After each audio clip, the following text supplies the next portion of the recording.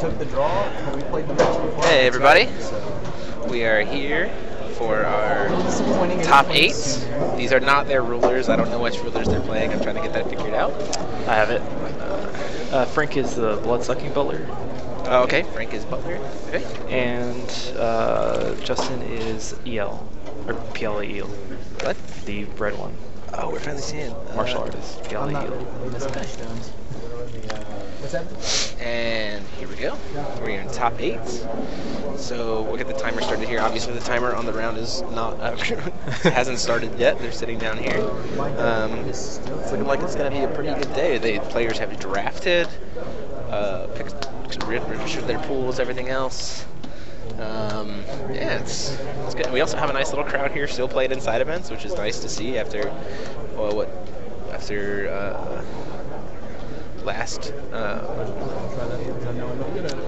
Atlanta, where it was kind of just like a quiet, so we don't have to whisper as much because we have some background noise now, which is always nice. Yeah, of course. I am joined by Stephanie Shaw. Hey guys. Table. You took 11th, correct? Yes, 11th in the Swiss rounds. Okay, and then yeah, so we're gonna see Team R&D, you, Frank, and Victor. Top. Victor took 17th, right? Frank Victor got 17th. That was really frustrating for him, but we all had win-ins in the final round, which was nice. Yeah, right. Choose? Yep, they have to construct another deck for day 2. They do draft. They get to keep the cards. And so, yeah, we're going to get kind of jumping in here.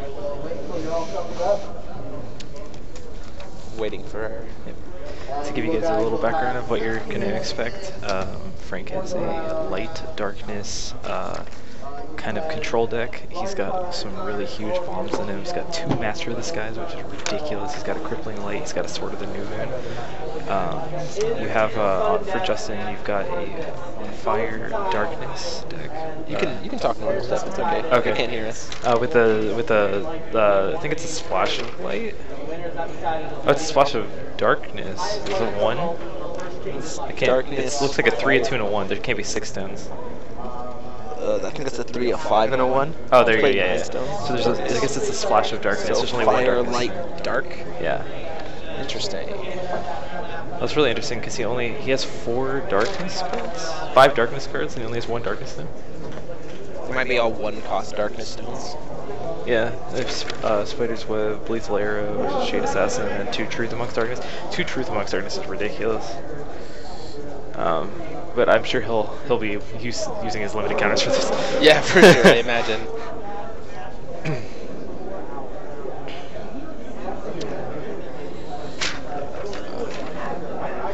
Truth Among Darkness, I had that yesterday. That card is just absolutely bonkers. I mean, Which card? Truth Amongst Darkness. Oh yeah, for sure. Yeah, just being able to go on turn 3, you lose your 4 drop, or if you're on the play, you lose your 3 drop, which is especially relevant with something like Rapunzel, or I think Frank has the 9/9 Rabbit, which is really hard to deal with. And then play it again on 4 and get rid of their 5 relevant. Yeah. Like just be able to just get rid of each of their curve pieces. Keep the curve on base. Yeah. Exactly. Yeah. And because the difference between the bombs that you do get and the rest of your pool is usually so dynamic, having 2 cards removed from game they're huge bombs, it's very hard for someone to come back from that usually. So they are being told that they are allowed to resolve mulligans, and then we will start time.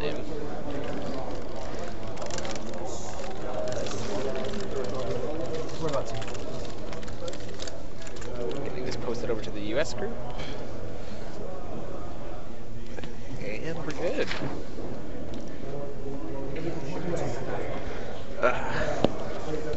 So yeah, this is gonna be interesting. We're getting started. It's very nice to actually be getting started at a good time.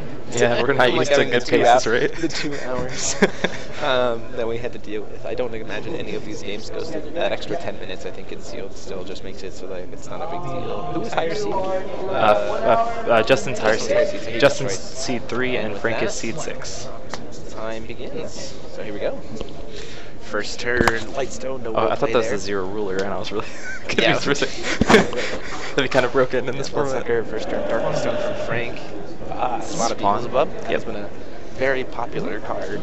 It's very good in limited. Yeah, so it can trade up into a lot of stuff, and in a format where getting creatures off board is pretty important. Oh, that's pretty nice. I think that card is much better definitely in draft. It's the Ivy. Oh, the Ivy which and can the block floating flyers Yep. and just prevent stuff from being untapped. I think it's Exactly. really nice because it's like a pseudo stall out card, which I think in this format is kind of relevant. Like, I mean, a 10 byte is very hard to deal with yeah, for any sure, card. it's a lot, and the fact that it can stop pretty much anything in the first like 4 turns. If your opponent doesn't have a Rapunzel, they have a really hard time dealing with it. Yeah, absolutely. Unless they have a Darkblade Harvest, which did Frank get a Darkblade Harvest? Oh, Light Majin comes down, just a little vanilla. Nope, he did not. He did no Darkblade Harvest for him. Does have a Dance in the Moonlight though, so he does have a board wipe. Yeah, he has a Sword of the New Moon too. So Gets that Light Source. Magic Crest of Light. Ooh. Oh, and the Bloodsucking Butler. That's pretty good. Nice little 900. He's gonna block with the IV. Frank gets to get a little 900 life gain right off the bat, which is really nice. Made sure that Butler's tapped down. I imagine the Beelzebub gets to go in. Yep, because if he blocks here, he's going to lose. He's going to lose it, but it still loses the IV, so it doesn't matter. Yeah, I don't know if I wouldn't. I probably wouldn't have even blocked. I probably would. Well, No, if you probably do, because then the counters counters anyway. good. Yeah. You don't get the counters on his creature. Yeah. The counters can't be redistributed, so that was probably a fine play, right? Gets the Beelzebub off the board as opposed to just losing his IV for nothing. Yeah, exactly. This is the first time we've seen Ellie played on stream. So she was the second most represented ruler yesterday, and we never saw her on stream. I played against an Ellie yesterday. That card's vicious. Let's see, so it's green, so it's black, white, red versus black, white, green for Frank. I think it's just black, white. Did he Yeah, manage he's to get just 2 colors? Yeah, he's just in black, draft? white. Oh, that's impressive. No, yeah, his pool is incredible. In the draft, that's pretty impressive. Yeah.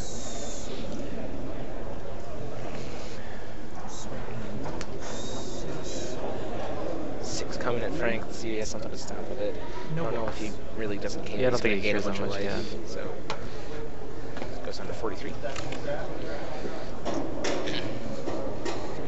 So the problem is with that transforming vampire having the extra bonus to its defense, like traditionally the trade-off with vampires that its defense is so weak, but like, but that magic crest really helps. Yeah, that magic crest really buffed it. Oh yep, that's definitely getting sort of the moonlighted, the Triceratops. Oh yeah. Yep. Which sucks for Justin because that was probably one of his mid-rangey bombs. Yeah. So like just losing that on his own turn after spending his whole turn playing it. Nope. Oh, playing your best. That vampire is still tapped, correct? It's still tapped. Yeah. Do you want to? For judge. Can we tell them? I don't know. Can we ask them to pause? Yeah, I think you just asked them to pause and have it judge. Oh, there you go. No, he's recording. No, they're attacking. Yeah. Sorry guys, it's just the thing has the ability from the Ivy. The vampire has the ability from the Ivy that it can't recover during his recovery phase. Oh, yeah, thank you. So he can't swing with it because it's going to remain rested throughout his turn until the next turn.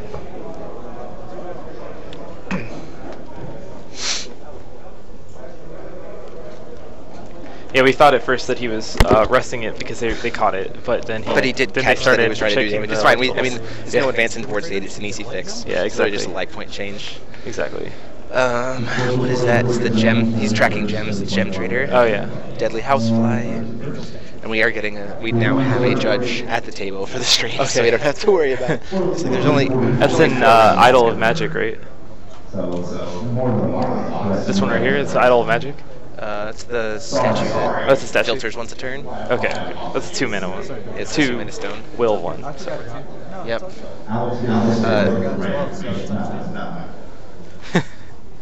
The GP itself was sealed, and then the top 8 here is drafts. So both of these players, all of these top 8 players, had to come being ready to play both of the different limited formats that exist. Is that Dino Rush? Yep, Dino Rush. He's That's trying incredible card. He's gonna lethal arrow and kill it. Yep, that's pretty good. It's a 2 for 1, which kind of but sucks. at the same time, that life gain is like really relevant. That's true. Like, but to lose 2 removal spells for 1 card and then to especially also only a have 2-drop. your big 4-drop, like it's really hard for Justin. But as we talked about yesterday, so draft is a little bit of a different beast. Sealed is the tempo is very kind of weird. Yeah. So I want to see what the draft tempo is like. You definitely get more bombs than drafts because you can draft them. Right, you can draft the bombs, right, that are more in color. And then people who aren't in color a lot of times aren't going to try to draft it and mess up their own consistency. Right. Ooh, there's that golem that has. Does it have a mobilized cost? You were playing golems yesterday. I forget. Is that the white first strike one? Yeah. It has a white mobilized cost. The one that kills itself at the end of combat. Oh no, that one does not. The three Yeah, roll but one does not. You just lose it at the end of the turn. Yeah, exactly. It's an end of turn trigger.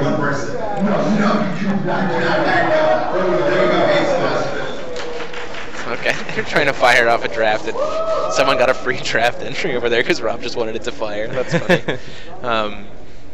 You know, draft isn't everybody's favorite format, and it does take a while. So that good old gem trader putting in that damage. I'm glad that we had a limited GP though. I think that it was a lot of fun. I'm interested to see how Denver goes as well. Yeah, Denver essentially is going to be built with 6 packs of R3 of time spinning. Yeah. Wait, is it? No, because No, R4 will be out. So it'll be 3 packs R4, 3 packs R3. Time spinning. Well, that's going to be really It'll be interesting for the people who draft Lorite. That card's going to be incredible and limited. It is going to be very good and limited. So this is the dinosaur that gets to search. It's the dinosaur creature that gets to search him a dinosaur, or the dragonoid that searches him a dinosaur. That card's really good. Yeah, in draft. It's not so good in sealed, but it's great in draft. Yeah, if you were able to get into beasts. Yeah. Or no, because it's beast, dinosaur, dragon. Yeah, I think so. Yeah, I think it's all 3: beast, dinosaur, or dragon. You can grab. It's a lot of. There's definitely multiple. So he got a stone-tongued basilisk there. Is it the variant version? Let me see. Justin. No, it is not. Ah, that's a little unfortunate. The variant stone-tongued basilisk. Variant's is basically bomb. like Sylvia. Yeah, it is Sylvia. It's a 5/5. Yeah. But there's that Truth Amongst Darkness we've seen. But with no thunder type card in format, it doesn't really make a difference being 5 or 6. So let's see. We've got Jewel, the search Jewel spell, reduction. And the vanilla 4/4 vampire. I'd probably hit reduction here. I think you have to. I mean, it's his best card. Yeah, you absolutely have to hit the reduction. It's the best card in the hand there. It's Truth he has no Darkness. gems. Okay, yeah. Like the shimmer has no gems. They caught it. Or he has a light gem. He has 1. He's gonna say, well, we'll get to look at the top card and keep 1 of it. It's pretty much just a draw card. Yeah. So I mean, that's not too bad. The best part about that card is it removes the card from the game. So being able to, not that it matters so much with reduction, but with resonators, he's not going to be able to use any recursion.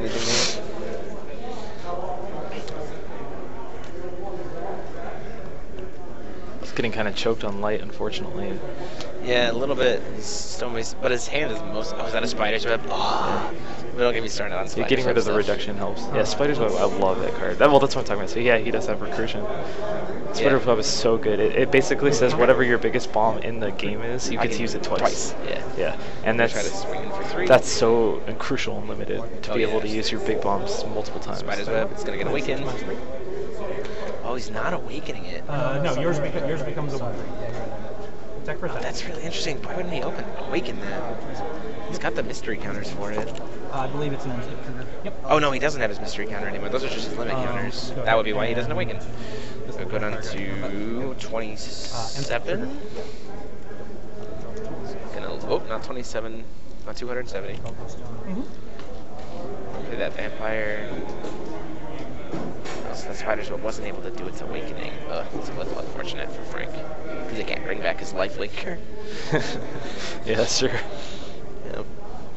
Because he could, Spider's Web brought it back and then immediately played it, which keeps it safe from the Truth Amongst Darkness, because he had so much will. Correct.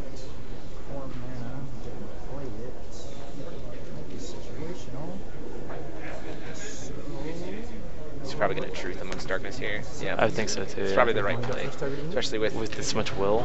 Absolutely. Frank. I was just going to throw in a Master in the Sky. Oh, yeah, well. He played around it really well. Yeah, that was really good. He baited out the 3-drop. He has no hands. Yep. Made him waste 3. Master of the Sky's a flyer. So yeah. And not only that, but it has the tap to deal 4 to target attacking or blocking, so now anything with 4 toughness is... Try to poke it through, yep. Sure. There's a Stone Tongue Basilisk. Yep. It gets plus 200 attack when it swings. Is it still 5/5? Yeah, it starts Okay. base 5/5. So 7 damage coming in. The variance is just strictly better. Yeah, pretty much. Because Frank could just infinitely block with that 410 if he wants. Not that I think he would. I think he just take the 7. He's ahead on life enough that he doesn't want to risk any kind of combat trick or something. A second Master of Yeah, the Sky. I told you. That's And he Frank's. happened to draw into it too. That's The best part is insane. every sealed pool that Frank had when they were testing for this tournament had a Master in the Sky, and then he got a Master in the Sky yesterday, and now he's got 2. He can just shoot it. So he's at 11, and he's taking 800. Deal 400 to target attack mid blocking resonator. He's gonna also ping it for 4. Yeah, use the other oh my gosh, Yeah. just 12 damage he's- just to it, even after the pump spell. Ugh, Yeah. that damage is going in. Frank's just so far ahead right now. Well, see, here's my concern: is that No, is this will die a. before we go to damage. Does he have a board So wipe? 800 plus 400. He's He's got a in demon- red. He's got a Devil's Advocate in his hand. He has tap, destroy, deal 400 to target. Does Frank have anything that can kill the things though? Because they're all like This is the one I huge played butts on. and not much Well, so here's size. the problem is here is Frank doesn't have anything in his hand. Yeah. And Justin has a Devil's Advocate, so he's gonna be able to. Oh, It's he has a deal 400. Majin Madness. So if he can get to 5 fire and he can get that, he could just blow up Frank's entire board and then just be winning on card advantage. Oh, so he's keeping his creature alive with the spending all 10 of his counters for the cross counter, so that damage just. How much? So we've already taken 8. I was dealing 4. Is this of your turn? Well, it's still everything's. Oh, to fog. Yeah. Yeah, it was dealing 4. I'm just so this continues. Oh, sorry. This continues till end of turn, correct? Okay. So it's taken 4. He's got 600 left. So to it block. prevents the next X damage, where X is the number of strength counters you use Attack you for 3. to target Resonator or yourself. So Correct. the problem here is, yes, this was a really big move. That Devil's Advocate is immediately going to put Justin back in the game because what he can steal the up Master of the Sky and crash it into the other Master of the Sky. But they're both 410s. Oh right, they have super low defense. That's what I was saying, yeah. So they're super low attack. Everything on his field is that Kame? No, it's Devil's Advocate. Oh, okay. I was like, I did. Came as a spell. Literally what it is. Yeah. But it can take anything instead of. Yeah, and then it recovers it. Oh, Kame recovers too. Yeah, he can. So this is going to be a 3 for 2 for 2 because he can He already bring uses his lethal Basilisk arrow. into it. Oh, yeah, that's true. The problem. He's just gonna swing at face for Well, he's 4. going to take it to his face. Interesting. I wonder if he has some kind of. He doesn't. It didn't look like he had a feast in hand. Oh, he doesn't have enough darkness for it anyway. That's not where you want to I wonder what he's gonna do to mastered it. get rid of the Yeah, David. card at end of turn. Go ahead and. Well, I mean, that didn't mean don't look at me. Yeah. He's The gonna problem is Devil's Advocate only goes until end of turn, Yeah, so so now he's he's just gonna going to give have it back. both of his. and he can just infinitely make it so the Stone Tongue Basilisk can't attack. Oh, okay. Yeah, Frank's definitely super far ahead this game. Yeah, I think I would have swung into. I think I would have done what you want to do. Swing both into traded the up. I would have wings. you Yeah. would have kept one of the divine. You would have kept one of the birds, but you at least get rid of one. Yeah, because right now he can just hold it up infinitely, and Stone Tongue can never attack. He'll just kill it. Right. You can do judgment here, because the other thing is too is like. Oh, you could just swing both into it too. That's actually the smarter play. Yeah. Yeah, or you can just do that. Oh, Because they still have a 10 butt, so they're pretty hard. Yeah. So here's So 8 just- damage in the air, you can't answer. Because it's on a three-turn clock and it's flying, so it's hard to. Definitely an uphill battle. Or and 2-turn he can clock, judgment. really. Yeah, 2 more turns after this, Yeah. and then he can just judgment. Provides a safe blocker to get another turn, definitely of 8 damage. So Oh, thank you. Yep. So I think, Yep. yeah, the Devil's. I think not at least trying to trade into the Devil's, like trade up into the Devil's Advocate, because it's not even a 2 for 2. It's a 1 for 2. It's a 1 for 1. It takes a lot out of it, but Yeah. it is a 1 for 1. It's a 1 the for divine, because he gets. Well, you get a Frank would have got 400 to keep burn the- or something. Frank would have got to keep the bird, but Yeah. Stone Tongue Basilisk wouldn't have been killed by Master of the Sky, so like he could just crash the Stone Yeah. Tongue, the Basilisk into it. Bird only has 400. well, he's tried doing that now because he just drew into Oh yeah, this is a good place. So Stone Tongue had 700 damage. 300 or something. Yeah.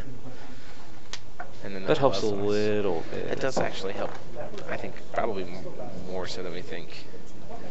Get a little gem juggler, I think. I'll play Panda Acrobat Sure. Or Panda Acrobat. and Fester. But the 10/10 10-10? Yep. But it doesn't have any gems, so it's literally just a 5-drop 10-10.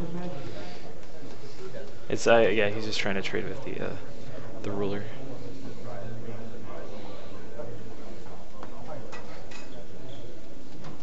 Gem Minister Garnet. I will draw a card. Ooh, he played the 3 So will. we will choose water. Got one light, one black. You know what the card is? It's triple yeah, light. Yeah, that's the Gem Minister Garnet, so I guess I draw him a card and get him a gem. It's T-Rex. Oh, okay. Oh, T-Rex. Even more mysterious. Gonna put the 5 mystery counters. Oh, that's What are the you gonna vicious do with- wounded beast. What are you gonna do with those mystery counters, Frank? Let's see. We've It's already. sort of the new move, but I don't know. He's already used it. Oh yeah, so it's. I don't know that anything else that uses mystery He counters. literally doesn't have anything else that Is uses there on the other mystery side? counters. Is there mystery counters in 80K? I don't think so. Yeah, he's already used them. Yeah. He's used both of his mystery counter cards already. So those are just threaten. Those are just threats. Yeah. Right? They like. Because project, Spider's right? was the other one, right? He's already used it. Yeah. So. He's just projecting the effort with. Yeah. He's saying like I could have a Dark Riding Hood, Yeah, you never know. which would be an incredible card right here for Frank if he did have that. Oh goodness, jeez. Swing for 10 here.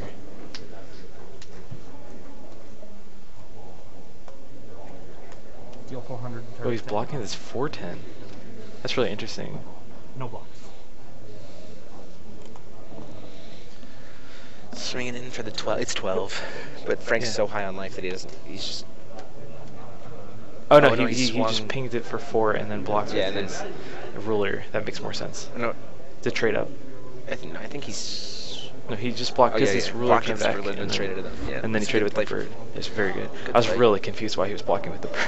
that That's makes this much guy. more sense. 4 damage, anything blocking. Yeah, That's this exactly. guy's like. I think that's a card that like in constructed is just way too slow, but in limited can just be like a defensive behemoth. Yeah, It's like the fact that it has a 10 defense. It's I like just it. I like it much more than Trap Master because of the blocking clause. Yeah. The 8 versus 4 power doesn't matter that much. That blocking clause is incredible. Ellie's flipping over here. Bless you. Thank you. Gets to get those 10, 15 mana counters. Not that he can. Does he have any other things to do with mystery or with? He definitely strength doesn't have counters? Hellflame, which is the first thing I looked for. But Red. We've seen cross counter. Fires of the Demon King Magic Impacts. Dragon Call. Holsaurus. No, he doesn't have anything left for strength counters either. just another bait. He literally just has his only strength counter generation is cross counter. Why did he pick? I mean, he drafted red, so I guess maybe he was thinking like he has to, but like. I don't think he has anything that can produce anything else anyway. This is Frank. Yeah. No, this is him. So like he has to, if he wants to Yeah. play cross counter, he has to play her. He's Yeah, he literally just literally doing. I mean, just it's does- fine. In limited, stopping 10 damage, just stopping 10 damage, right? So like, He doesn't have any cards that work with any other ruler, so you only have one card that works with a ruler, you might as well just play that ruler. yeah, it definitely had to be. Is that 400? It's much worse than Gwyver. You're modest. Yeah. Yeah, for sure. There's another 4 to face, 12 for Justin. Okay, where did the 4 come from? He just swung He with swung with the bird. Yeah. He's a nice guy. Corrupted Knight coming in. Frank's just got a lot of creature. Yeah, now he's just saying, okay, you're on a 3-turn clock. I'm just going to infinitely block you forever, and if you can't deal with this 4/10 flyer, Does you're Justin just have any form of board wipe? I'm trying to see. I mean, Frank's got 2 10/10s on the board. He has 2 Truth Amongst Darkness. That's a little bit greedy, I think, in a draft. Or 1 10. Yeah, I think so. I mean, this usually is the definitely first Frank's- Truth Amongst Darkness. This is definitely Frank's game. Like, he has no way to board wipe. All of those creatures just get to stick around for like ever. I definitely think that those Master of the Skies are just like really tilted things in Frank's favor really heavily. Because the problem for Justin is like he's gonna have to remove something because he's gonna have to swing into the 4/10 and then have Frank block something and then be able to remove it in response. And he's just not gonna be able to do that. He's not gonna be able to remove that vicious wounded beast in response. So all he can do is like threaten as if he has Hellflame and hope that Frank blocks with something. Good old Gemboat Alexandrite coming in here.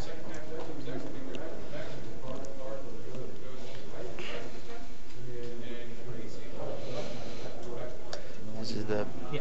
burn. This is the burner resonator for 6 damage demon. It's it can go to face too. Can it go to face? Yeah, it can go to face. It's ridiculous. This is an 8/6 flyer that can go to face. So now he finally has I something thought it to block was the flying opponent damage. or resonator, but based on the 2 demons, because there's stealth Oh, demon it and could be face demon. it could be opponent or resonator, but I think the dark Stealth demon is- stealth demon is the face. oh, this is not okay. This You're is the talking fire demon, it's that's fire demon, resonator. Yeah, you're right. It's resonator. Yeah. It's still fine because it can mean it can trade up into bigger Yeah, resonators yeah. and stuff like that. Like it's still 6 damage. The art looks really similar. That's why. Yeah, the artwork is like nearly identical between the 2, and I think the stat line is pretty similar as well. Mhm. Stealth demon is ridiculous. It's much better. Stealth demon is much better. I got feasted into a. I lost a Jump game boat yesterday house. because somebody feasted a stealth We're gonna- demon, and it's just ridiculous. Yeah. So Yep. Vicious Wounded Beast is gonna block the Hoelsaurus. Light Majin's gonna come in.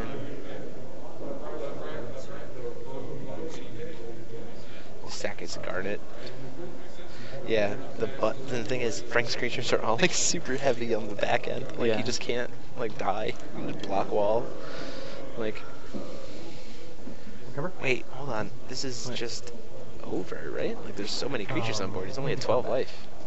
He doesn't have anything instant Yeah, in his hand. and he only has 1 fire until like. Yeah, but he's threatening Hellflame, Okay, so Frank Taking- might not swing into it. Yeah, he's I was like, just yeah, gonna I skip. can't deal Okay. with that many creatures, so Frank's gonna take that game was- 1.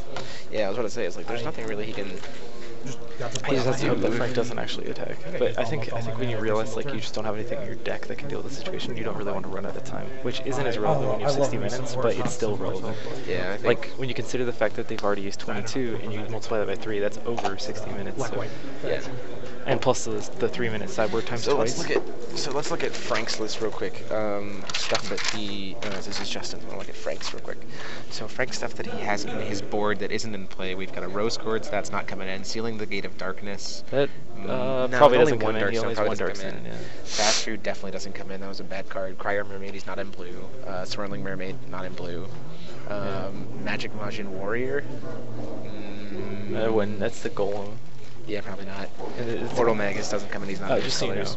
know, Magic Majin Warrior, he hates that card, so he thinks that that's like you'll just auto lose when you play it because your opponent all they do is just stall and then let you just kill yourself. Yeah, yeah. With the escalating damage. Jeweler of Society Palace. Probably not. Doesn't come in. White Cat definitely doesn't come in. Leaf Fighter, not in green. Yeah. Gate of Outer World. That comes card is into play. incredible, yeah. That card comes into play for sure. Because he doesn't have tokens, he doesn't have anything that he can just like remove that doesn't matter for Frank. Yeah, so Gate of Outer World is just gonna I'm a little get bit to surprised he steal didn't something. main it. But Well, it's kind of expensive, and the thought would be like maybe your opponent isn't playing necessarily in draft, right? So like that's sometimes draft decks can easily go wide and small Yeah. rather than bomb heavy. Yeah. So like Gate of Outer World against a deck that goes wide and small, you're like, well, this is a 4-drop that doesn't take anything. Like Yeah. it's not relevant. So like I definitely think that keeping it in the sideboard is probably best because he gets to look at game 1 and go, okay, does my opponent have bombs that I'm gonna want to steal? Okay, I'll put in the gate, right? He might also want to be keeping it in the side so he doesn't project it game 1. yeah. So like even then his opponent, that's actually really good. So he doesn't project it game 1, right? So then his opponent brings in their sideboard bomb to like deal with him, and then he goes, oh well, I'm just gonna take it. Like those sideboard answers you put in, I would just take that. Yeah, Like, exactly. I think that's actually pretty smart on Frank's side. What would you take out? What would I take out?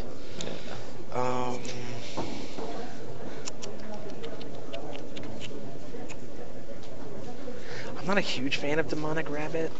Oh, I love that card. Hear me out. So, like, Okay. I'm not a huge fan of Demonic Rabbit, like, because he needs to pull it. Like, looking at his list, like, pulling Demonic Rabbit out and putting in Gate of Outer World would probably be the swap that I make here. Yeah, it's a similar curve. Like, because they're like similar costed, right? And then it's less likely to like try to kill myself and like Yeah, I especially try to be against a very red passive ruler. with my life total and limited. That's just my personal play style. So like, I think that the rabbit probably comes out and the gate probably goes in. Just again, because like Frank already knows that he can push. Like, Dark Rabbit is really good when you like know you're in a matchup where you need to push damage, right? Because it's 3-drop 9/9, so you're just like taking an investment, knowing in order to get this big body. But like Frank has seen a lot of Justin's deck here, and isn't really concerned about pushing damage, right? Yeah. Like he can play, especially going into game 2, like he can play the waiting game a little bit more passively, Yeah. like and be comfortable with it. So I think that you don't necessarily need to take that risk with Dark Rabbit, and instead by playing the gate, you like have a more utility card as opposed to otherwise. I mean, that's just me. No, I understand that. Frank is also a control player. Frank is also a control player at heart. So. Oh, absolutely. You should see his Valtu list. Tend to properly depress. Yeah, I'm good. So for those of you who are watching, just as a cool little announcement, while they were drafting, we recorded one of the draft pools being like one of the drafters doing their draft, and that's going to be going up on the channel. I'm going to be actually getting that player, and we're going to do like he and I talking about his drafting procedure, like as he was doing, so his thoughts is like why he was going certain colors and stuff, and we're going to put that up on the channel. So that's really cool. You're actually going to get to see like the draft process of one of the players from the top 8 at GP, and, Richardson, and like have them talk about it. So that was a pretty cool experience. We didn't want to live stream it just because we didn't want to be like, oh, maybe he like has a friend who's watching, or I don't know, outside information. Yeah, but we are going to put it up after the fact on the channel, which I'm thinking is going to be pretty exciting. Both of them are snap keeping these hands. That's pretty cool. That's we'll very get to see an exciting game. Well, Reduction's back. Magic Crest of Light is back. The Angel is back. Oh, the Angel's so good. Fires of the Demon King. We didn't see that game 1. It's very interesting little block wall shenanigans. A Flying Panda. Double red on the left.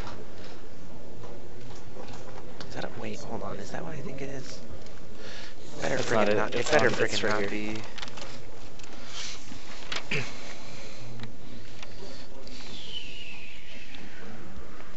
It's a Hell Chicken, I think. I don't think so. It doesn't look like it's The Ivy's back. He's gonna filter in. Yep. Is that the bat? The Vampire's back. Yeah. We know That's that he's what I got the mean. crest in hand too. That's pretty good. Yep. Yep. Basilisk is back. Stone and Basilisk. Yeah. Lot of bodies coming at Frank, and there's a Death Touch body. That's Shade good for Assassin. him. Whenever this card deals damage to a resonator, Frank's got the reduction in hand, which is helpful. Oh, it's extremely good against. And he did get a second light stone here, so that's pretty good. So what he's probably going to do is you can probably swing with it, and then if he blocks the Shade Assassin, you just reduction the Shade Assassin, and then you save your bat. Oh, this is a little bit risky here. Now if he blocks with the I think 0-10, it's the Justin correct. caught it. It was like obviously Frank trying to bait him out into something. Yeah. If Frank didn't have something, then this is an amazing bluff. But like, Yeah. Oh well. There you go. Reduction. Yep. Shade Assassin's a 0. I think the safe play would have just been to block with the 0-10. He's make it a 0-1, and reduction does not have remnant, so he's kind of spending a removal early, but he does get to gain. He does get to gain that life and now get that death touch off the field. Exactly. Yep. So like the problem here is too, like with the states of the board, right? It would take him both. It would take Justin both of his creatures crashing into that vampire to kill it. It looks like it has 0 attack. Whatever. The fires of the Demon King can swing, let itself die, and then burn it for 6. Oh, okay. So like, but then he'd have to swing both of his creatures, and then Frank would gain 18 life. And you're just like, I don't think I want to do that when I'm already down a game. Yeah. So like that vampire's probably safe for the turn. Well, they're gonna end game 2 no matter what. They have enough time. Because with 60 Unless minutes. like Frank like super stalls out. But Yeah. Frank's not gonna do that.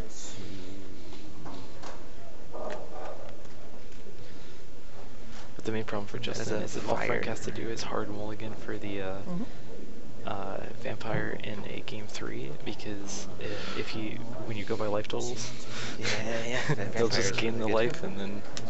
Yeah, wait, why is it dead? It Did shouldn't he be dead. pump it? It should be pumped. It's 7 damage. Yeah. Why is that dead? Maybe we're wrong on the stats of the cards. Maybe it has. It might be 600 attack.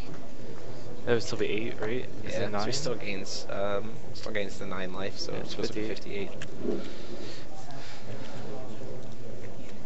Yeah, it might be a 6. That one might be a 6/5 because then it gets the pump for 8 as opposed to the Okay. Basilisk, which is a 5/5. And the bat's a 5-4? Yeah, it's a 5-4. So it would be bumped up into a 9-8. Yeah. Deadly horse. Hey, look, Death Touch. And Deadly Horse, so in this format there are 2 Death Touch creatures. And they're both 1-drops. Yeah. Shade Assassin and Deadly Housefly. Housefly is so ridiculous though, being 1. Does Housefly have flying? Yeah. Oh yeah. Yeah, it's really good. Housefly is ridiculous. They can block literally anything in the game. I have to step off real quick. Let's take a picture here for a second.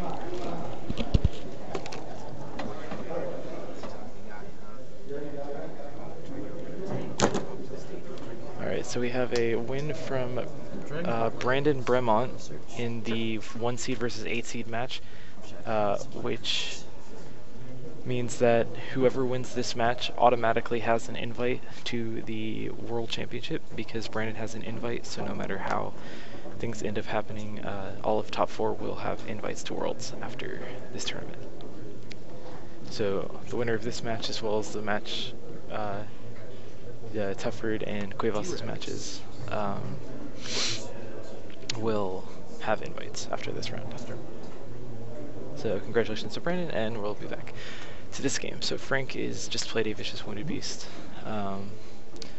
Both the players playing their big bombs back-to-back turns. Frank here is trying to maintain a board state that prevents Justin from really kind of attacking into him. Best case scenario, Frank has a crippling light that he can play if Justin overextends, which Justin did not see in the first game. And if Justin does not overextend, then Frank can just sit there all day, and as long as he doesn't lose, he wins because he has 1 game won. So I was saying that Dragon, what's the life totals? A 50 div. I think he blocked with the Housefly. Oh, that was the... I'll go check. Okay.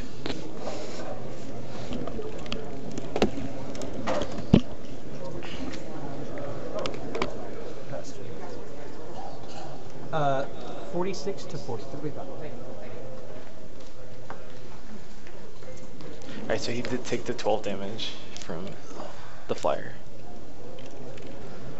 How much? Attack you for around about. He did take the damage from the dragon, so I swing in for 10. Justin's definitely getting a lot of creatures. A lot of creatures here. I was saying that with Brandon winning, it means that whoever wins this automatically has an invite to Worlds because Brandon has an invite to Worlds. So all of top 4 will have an invite after the Trigger. Yes, Yeah. all of top 4 will All walk top away with an invite. which is really So nice. he's killing his own Panda Pugilist? I'm gonna remove. Oh wait, no, that's the... Oh no, it's the dragon. Destroy all this. Oh, he's gonna destroy all Resonators on the board after it's gone. Yeah. That was really good play. So Frank actually has a crippling light in his deck, which is super crucial because if Justin He's a tries second to board wipe. his Actually, that was a- 2 board wipes, yeah. So if Justin tries to overextend again, because again, Justin gem. has to win this, or else Frank can I'll just get a late gem. not win, and it doesn't matter because he won game 1. So Yeah. if Justin tries to overextend to try to win it, and then Frank can just crippling light again. Yeah, it's really good that he has 2 different board wipes there. That was a really smart play by Frank, like swinging with the Vicious to try to trick the 10/10 token coming into play, and then just... Exactly. Because Frank Klosser is actually a really good player. He he's had a Worlds invite before, I believe, right? Or Frank's never... he got 3rd at Gen Con Championship a couple years ago. He got 2nd last year at the Gen Con Championship. He Plus, Brandon's been on stream and will probably be on stream again, so yeah. it's okay. Brandon did win his top 8 match. Yeah, he's going into top 4. Searching for that 2nd Stoneton Basilisk, and then he's going to play it. Brandon's going to be playing the winner of Zach and... Who's Zach playing? Zach Tufford and the number 5 seed. I don't remember who it was. But this is actually pretty interesting. Like, Brandon's just getting to sit there and watch them play. Shouldn't they tell him to leave? Yeah, I don't... Yeah, you should go talk to him. David.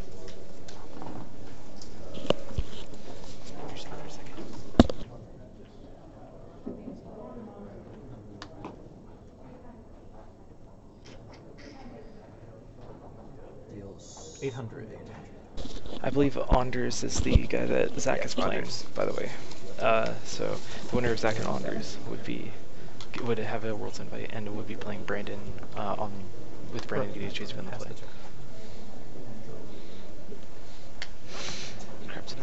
did he swing? Yeah, okay.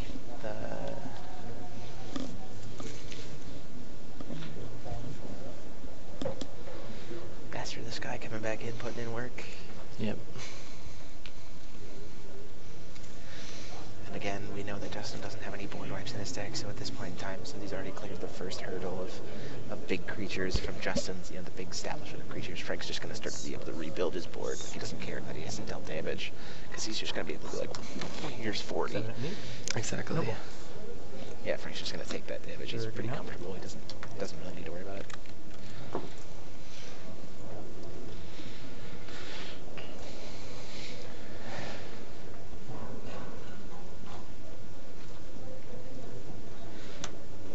Hand.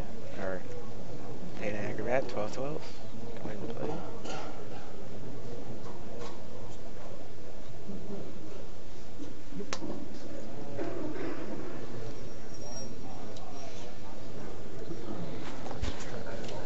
Recover. Then he drew into a spot of Beelzebub up there, which is a nice little, like, another body on board. Say, hey, Exactly. like every body that Frank. Oh, there it is. I told you that Gate of the Outer World was coming in. I told you that gate was coming in. Swing Corrupted Knight into. And it's so good after a board wipe too. Yeah. He's gonna try to trade the Corrupted Knight into the Dinosaur guy. Just a lethal arrow on board. There's 3 quick cast spells in hand. It's gonna. That's fine. Trade. Just gonna let the trade happen. I don't know if I would have done that. Well, if you play the gate and the empty board, now he has to Yep. finish that. So Gate of the Outer Worlds can steal something immediately, right, when it comes in? no. They banish a resonator, and then you can pay X and tap it, and then you put a resonator with that cost removed by this card So he just into gets the play. hand You out want of to put it there. under here? Yeah, and then he can play it at instant speed. Yeah, Let's as get long a as he wing pays the right. cost. As long as he pays, well, he can just pay X. But yeah, Frank's just establishing this board. It's going to be able to push in all this damage. And then I would also attack for 4. Go ahead. Go down to 37. Oh, it might be 3,000. He just swung for the 4 with the bird too. Yeah, he's down to 4 Yeah. grand. I think we missed 3 damage from a gem trader at one point.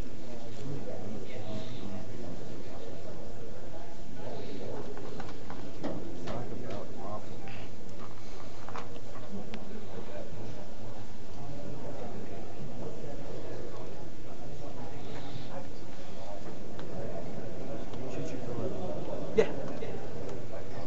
You play the 4 mana 1100 to face card. Ah, yes, Magic Burst. So we're at 3000 to 28. Yep.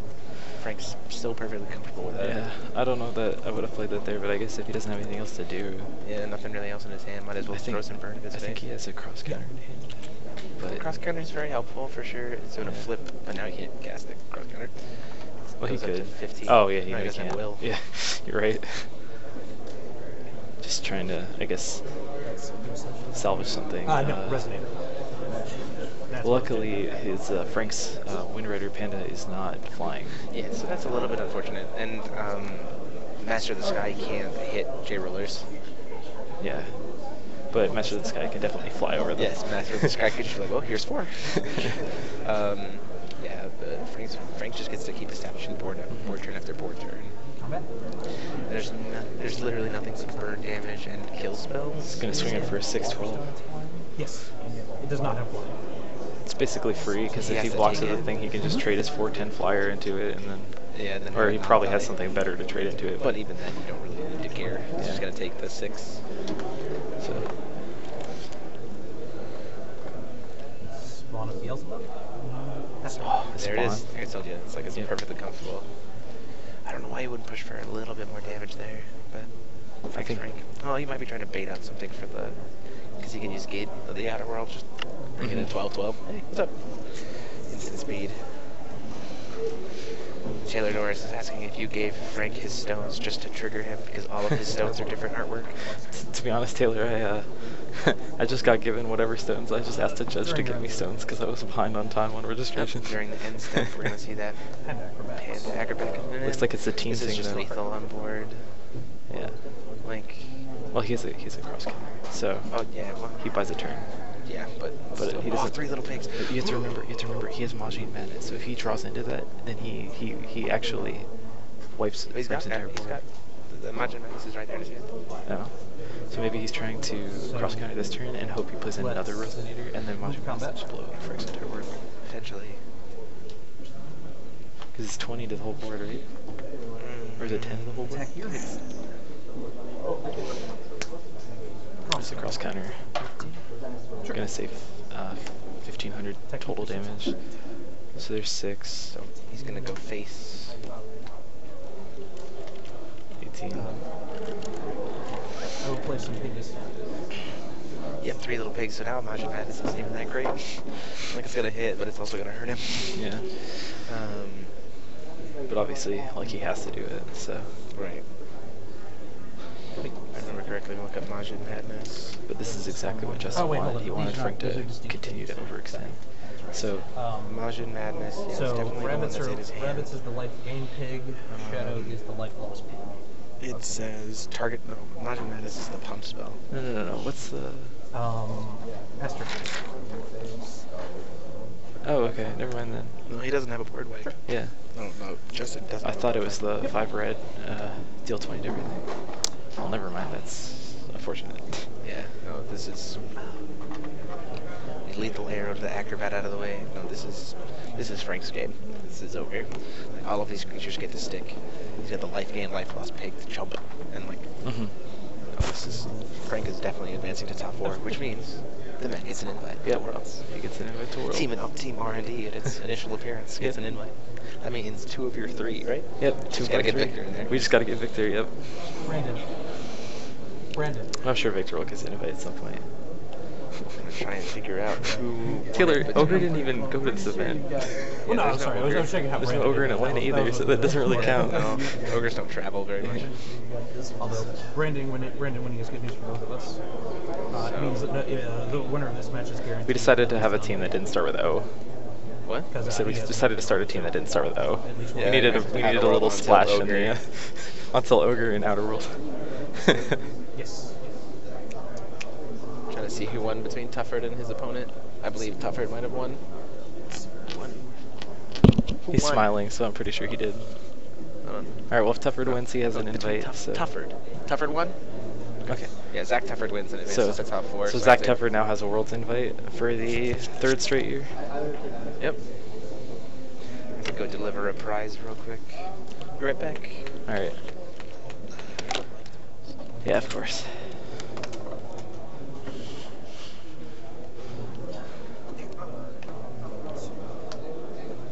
Oh, there's going to be the Devil's Advocate. I'm not sure what he has to swing in. Like, he could grab the...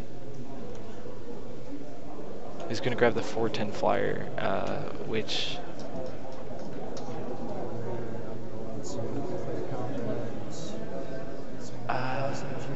It's really interesting because he could, if he swings into the Panda, Frank can just block with the token that makes Justin lose 4 life. The double red strength counter card gives plus 1,000. And then he can't actually get enough damage on the Panda. The battle arts. If he swings into face without a way to get rid of the gives plus 1,000, correct? 410, I think the correct play was to take either the game life or the. But you've got enough that you could filter, use some sort of life and swing it into the Panda, because then no matter what Frank blocks with or does, he's gonna have a. And so it's relevant. He's gonna have to get rid of that, and then Frank goes down to 24 instead of Justin, and then that lowers Frank's reach next turn.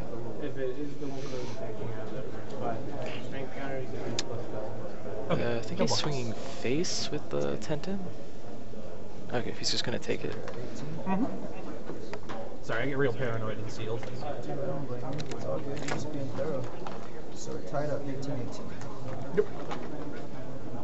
Yep. I'm sorry, not 180.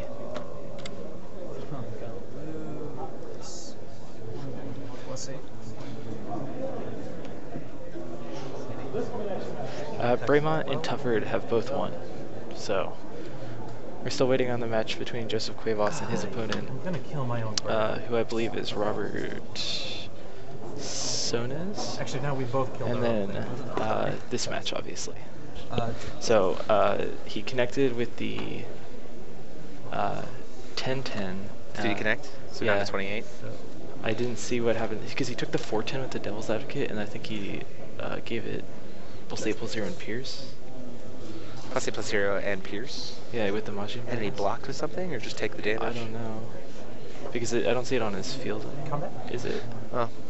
It's on his graveyard. Oh, he sort of the New Mooned his own creature to avoid the damage because he didn't want to. He would want to go down to 6. Oh, sure. 4. So. So he's at 18-18 And then 6. from the 10 from the ruler. Good games, man. Like, Yeah. Okay. Justin just knows that he's over. There's just too much damage on board. So he's scooping, and congratulations to Frank on his invite. So Frank has his invite, and we will be back with top 4 here shortly. We have a couple other things we need to take care of. And And then we'll be the back with match between Joseph also just ended. I believe Joseph won because he's smiling. So we'll be back here with top 4 here in just a little bit. Thanks, guys. All right.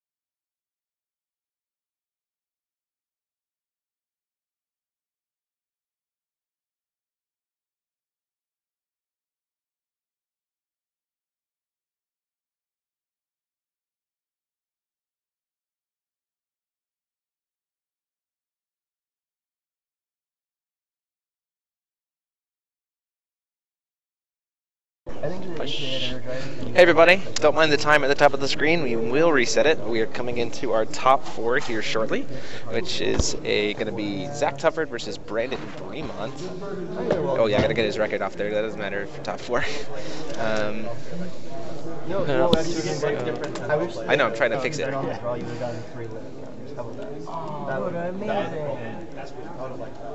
So Zach Tufford versus, is it ZK? Oh, my bad. I thought it was, I thought for sure it was H. That happens all the time. I apologize. So Zach versus Brandon Bremont. We have their list in front of us, yes? Yeah, it's over here. We can find out what Cody, in exchange to electronic watch, there was no one sitting around the table. No one was even close to the table. The only people who could see anything that was going around, I guess you could see the stream. There you go. We've got the list out for you guys.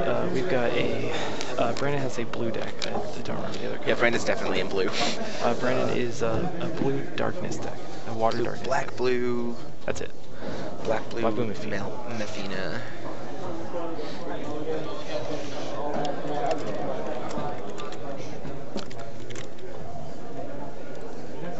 Versus water, fire, light, Mefina.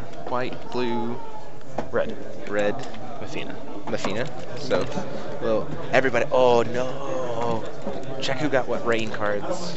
That's gonna be pretty relevant. Well, I do. Hey Jeff, Global Liaison, Jeff Finnegan, joining us here on stream. Hey Jeff. Happy to have you with us. Brandon got mind control, and he told me he got a 6th pick Mega Thunderfish. But he doesn't have access to Thunder. Yeah, but he has the rain, so when it dies, it gets the top deck.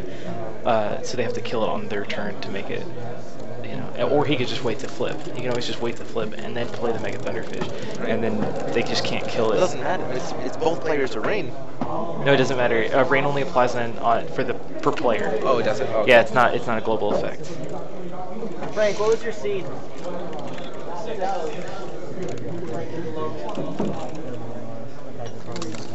But yeah, the big one is going to be the mind control. I mean, that card is incredible in Mefina because you only have to have 1 mermaid on the field to make it active. Now I gotta believe in myself.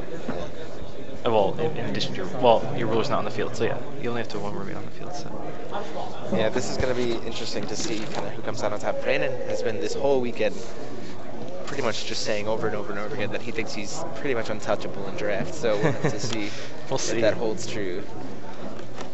Well, Tufford was unstoppable season 2, so we'll see which unstoppable force breaks. Like, yeah. Started time. I'm gonna figure out because Tufford didn't really play last year, so. Oh yeah. I got to take a couple more pictures. 1 second. No, that's no problem.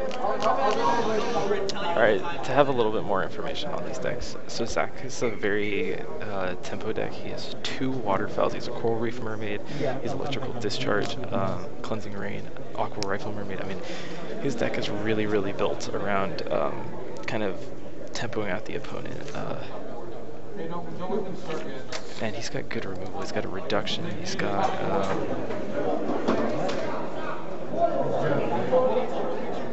No. Can we take it after the games? it's not really removal, but he's got a blood ritual, which is really interesting because it's out of color, so it's probably going to kind of shock Brandon. He's using it as his off color. You can usually do 1 card off color in order to use your limited counter for it. You just say 1 limited counter for that off color card.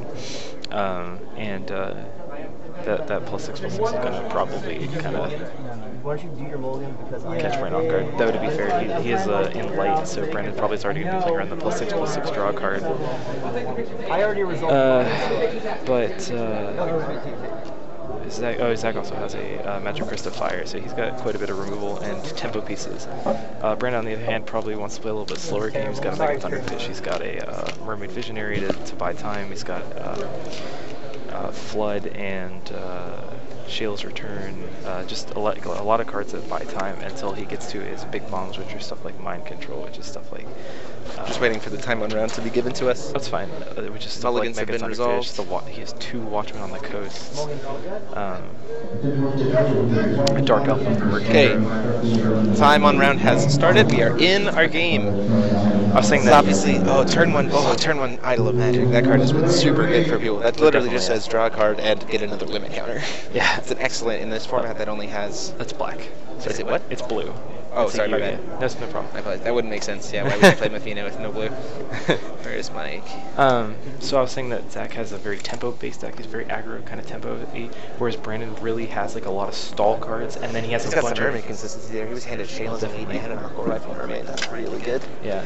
He has That's a really good tempo play. Turn 2, play the 6/6. Turn 3, play the Rifle Mermaid. Bounce whatever tougher plays. Turn 2, hit him for 6. exactly. Whereas Brandon has like a lot slower game. He has 2 Watchmens. He has a Mega Thunderfish. He has a Mind Control. He's just trying to buy time until he gets there. And so he has like Flood. He has a lot of just nice, not control cards, but just things that buy time. Yeah, like they both Mermaid have- Visionary. Yeah.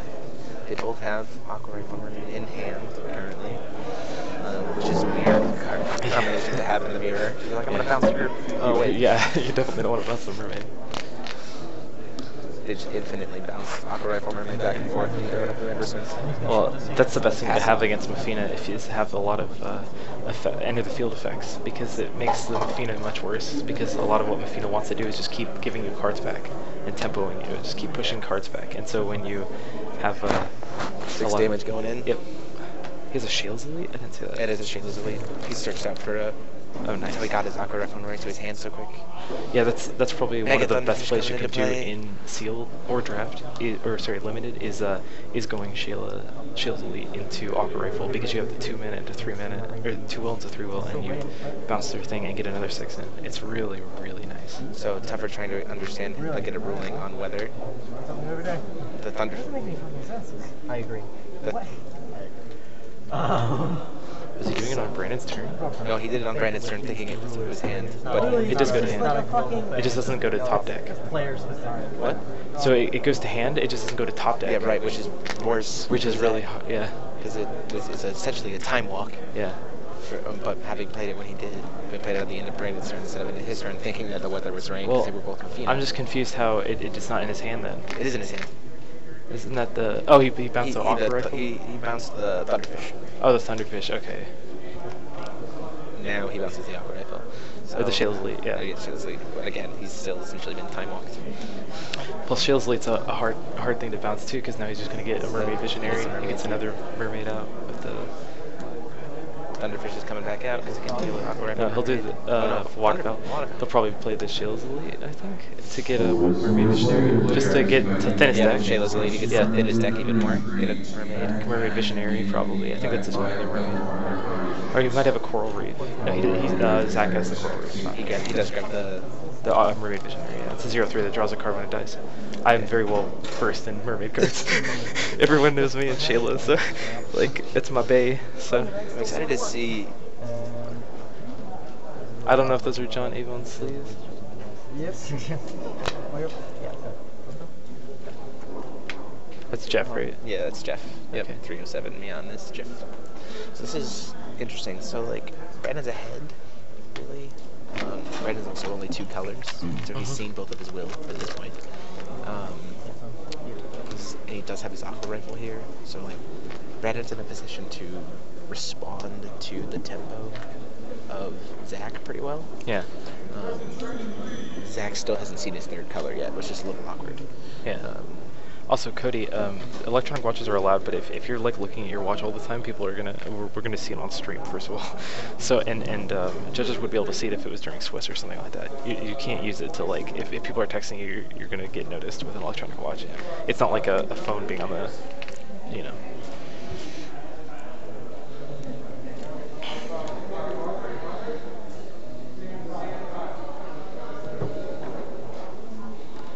It's not like he's tracking life total with it. Yeah. There are quite a few people who are doing drafts and seals here in constructed. He's gonna swing for 7. Brandon's gonna take it. Yeah, there's no reason to not at this point. Yeah. Life totals are still pretty high for both players. Also, Zach needs to maintain tempo because of that waterfowl. What is that's the magic? That's Metro Crystal. No, it's not. Yes, that's water Majin, Water Majin, okay. And then the dog. I think. That's. Is it I water? cannot tell what that card is. It's a water card. Yeah, it's a Water Majin, you're right. Yes, it is water Majin. It doesn't get to do anything. And then the white dog is the Saru Palace. Yeah. He's gonna swing for 6 at his face. Yep.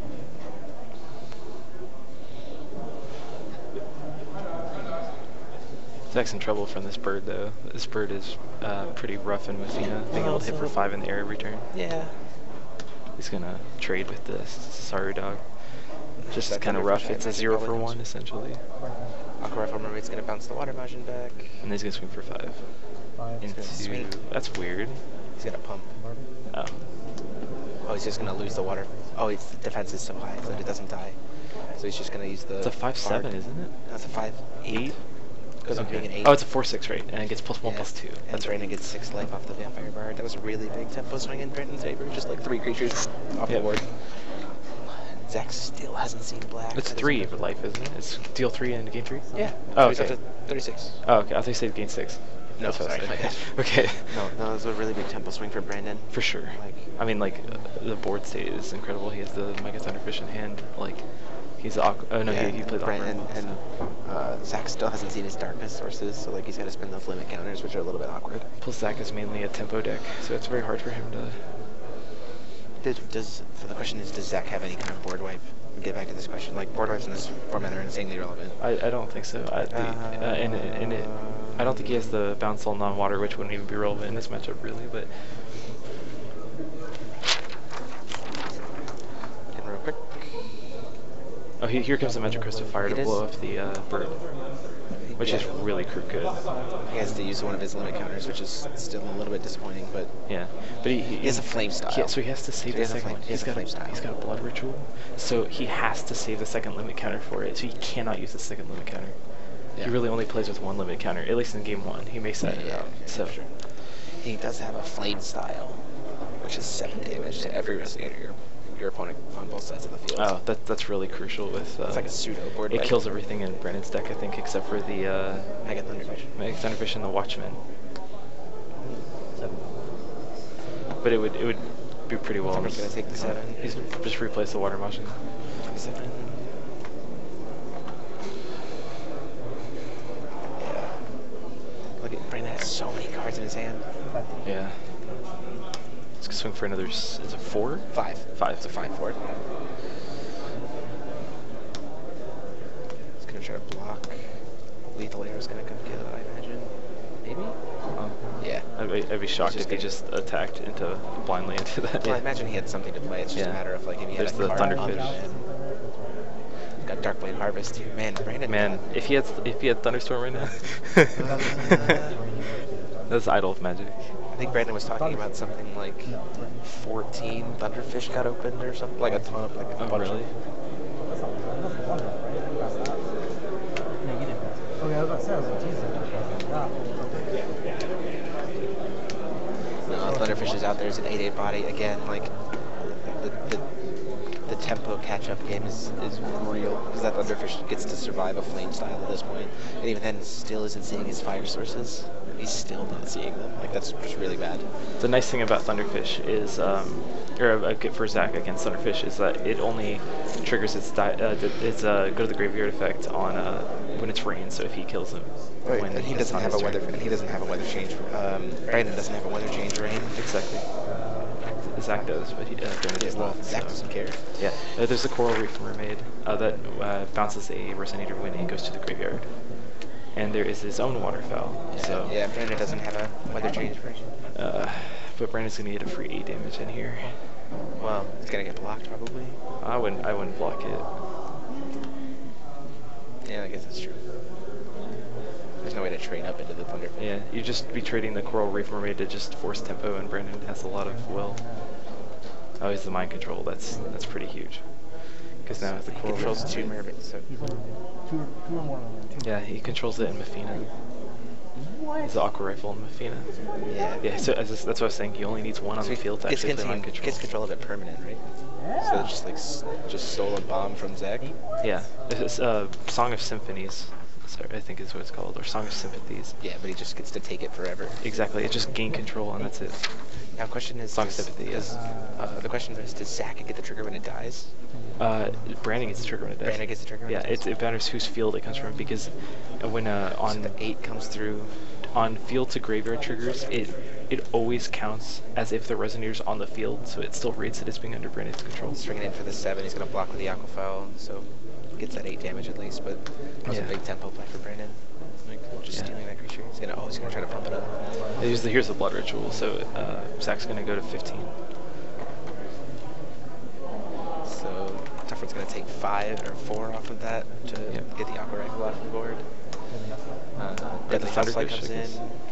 Or in the year of the Aqua Rifle, yeah. Yeah, Brandon has technically 3 filters left. Yeah. He hasn't used either of his limits, and he's still got Isla Magic, which counts as another limit. And without seeing any of his red, like, Tuffert's 2 turns. So even if he had Flame Style in his hand, Tuffert's 2 turns away from a Flame Style. Like, gross. This is not very good. Unfortunately, it would kill his own. No, it wouldn't kill his bird because it's 8, but yeah. So just have the bird and the Mega Thunderfish, and then you can just swing in the Mega Thunderfish and trade off. And then the Thunderfish doesn't do anything. I mean, I probably would, even with flying. You just don't want to have that 8/8 on the field. You're down by 21 life. Well, the problem is he wouldn't even be able to do that because the Mermaid would die, and then it would just bounce the Thunder. Oh, you're Bounce the right. foul back to his hand. Gosh, that Song of Sympathy was so strong. Yeah, that was a really strong play. Oh no, you could just swing into it first and then play it. Yeah. That's probably the correct decision. You see that Weather Change Rain finally getting into Zach's hand? Yeah, at this point it's a little bit late for It's it. a little bit too late for that. Yeah. But Zach can start to play his fire cards finally. And a Pugilist. Doesn't have any gems, so he can't get the Pierce, but still a body.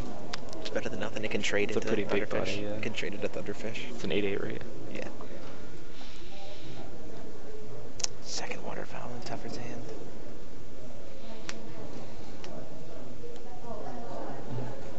He's gonna play it. Yeah, I mean, you might as well. Yeah. So we look at Brandon's list. Brandon, I don't think thinks a board might be there. Oh, he has Flood. Ugh. And his Flood instant speed taps you guys down. Yep. Also has an optional possession as well. Oh, he has Dead. Oh, he just Darkblade Harvest. played. I don't know what that card is. Darkblade Harvest. Oh, Darkblade. It just 3-drop, kill anything. Doesn't have mystery counters to kill it with, but Oh yeah. Where you use 8 mystery damage. counters to deal damage to 8 your damage opponent. coming in, going down to 7 life for Bremont. For Tuffert. Yep. Try to go. And then blocking the Coral Reef. That's lethal. He's gonna try to Shayla's return to get the block right away. He's gonna see. Weather Change Rain to try There to you go. draw. Okay, game 2. Brandon takes game 1. He's like, I'll maybe draw something off of the Weather Change Rain, I guess. Yep. Oh, you missed your red shot, right? It didn't help, but like, what the fuck? Jillian, it's draft, for top 8. Yeah, the top 8 was draft with a sealed. But sealed was Swiss. So that only took them 14 minutes for game 1. Brandon's deck is very, very strong. He's been practicing draft a lot. So does this count for your challenge to be playing a draft ruler top 8? No, at a constructed. Okay. No, you don't get a banner for top 8ing. You have to give away 8 banners. 8 banners here in Denver. Specifically. I don't have 16 banners. No. Hey, there are three GPs left in the United States where someone could top 8 with No a one's draft. gonna bring it to Wander. Are you kidding me? Yeah, no, that's not happening. Maybe the Wanderer ban list will have like 60 cards on it, and then you can play a draft. Yeah. So looking Every at other looking at ruler. looking at the sideboards, I don't really think either of them really needs much. No, I don't even know if I would take out the Weather Change Rain, to be honest. You can just do stuff on your. I think I would take that out if you're gonna do something, because it really only matters on your opponent's turn. But I don't think Tuffert has enough cards. Like he could Dinosaur surfacing with no dinosaurs. Like he could put in a Susei or Panda and hope to hit his like Jewel Cutter's a Panda, right? So he could get like one Panda. I consider the idea of potentially with Brandon bringing in the Jewel Shields. It wasn't like Just because it's somewhat of a mirror match. Yeah, it's the defense boost. Yeah. Because especially since you're playing the tempo game, and he has 2 magic idols of magic. Yeah. So like even the 1-drop instant speed Jewel Shield is still kind of relevant. Yeah. Well, he also has oh, it's not that relevant for this match. He has a ceiling I'd also indicator. consider playing Blood Spray. But it doesn't have mystery counter generation. Never mind. I lied. Yeah. I mean, it's just draw 2 cards, but I wouldn't play it against a tempo deck. I think if you're going against like a control deck style thing, you're just like, okay, I'll just be up on cards against you. Yeah, I don't really know. I think in Brandon's pod in this matchup, outside of I'd say good luck. I definitely think the only thing he could potentially bring in is if he wants to be cute with the gem shield for Brandon. I think he just keeps. Yeah. Did you already go? Zach could bring in the giant squid. I think that's a huge butt. I know that Zach is playing competitively, but if you just heard, he's like, I wish you good luck, but your deck is just straight insane. That's what Zach said to Brandon. So I think Brandon's feeling pretty confident about his ability to get an unpaid here. Or a paid, which is nice because that's Atlanta. Well, he made it to top 4. Frank's is pretty disgusting too. So yeah, it's gonna be the final's gonna be pretty interesting. But the thing is, Brandon has a lot of removal. Yeah, that's true. A lot of removal. Well, so does Frank. They both do. Let me see what Joseph's list is. The problem with the mermaids is though they've just got such high defenses. That like. Well, that's interesting. So Joseph's actually a not a panda deck, but a gem deck. Yeah, treasure hunter. Yeah. We'll have to see who makes it. He's got profitable transactions, and he's got a gazillion ways to make. He's got 2 fire gem. Hey, look, that fire source coming into play. Oh, he's got the flame style in hand too. So Tufford opened his board wipe. He's clearly not going to let go of that. Yeah. Idle of Magic turn 1. Oh, little tempo fire crest. Oh, well, there's the fire.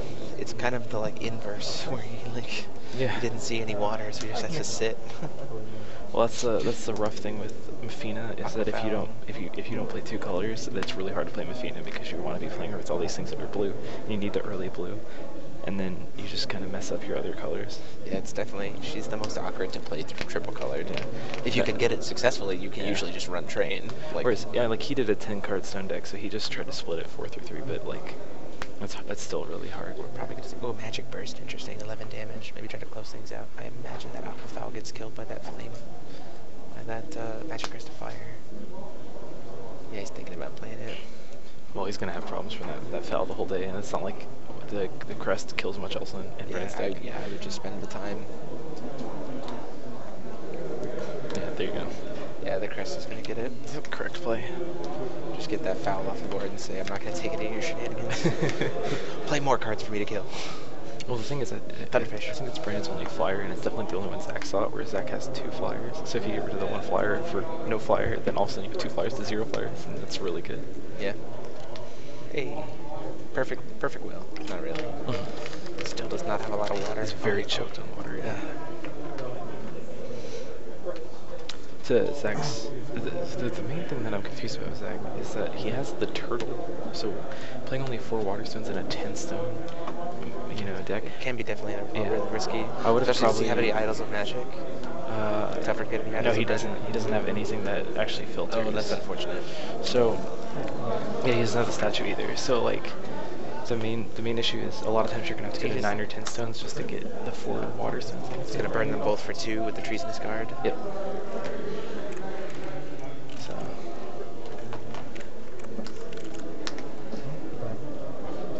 Plays another Idol of Magic after filtering with the Idol of Magic. Yeah. When you get 2.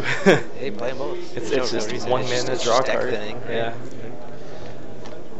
Only matters if you expect the game to go to deck out, which can happen with Mafina. Which definitely for sure can, but I think Brandon has enough threats in his deck that he's not really worried about. He's like, I'd rather just get to the threat. That's how I beat Mafina yesterday, was I just let them have their board and then just played something where they couldn't attack into it and then just let them deck themselves out because they search their deck and thin it so much. Yeah, for sure.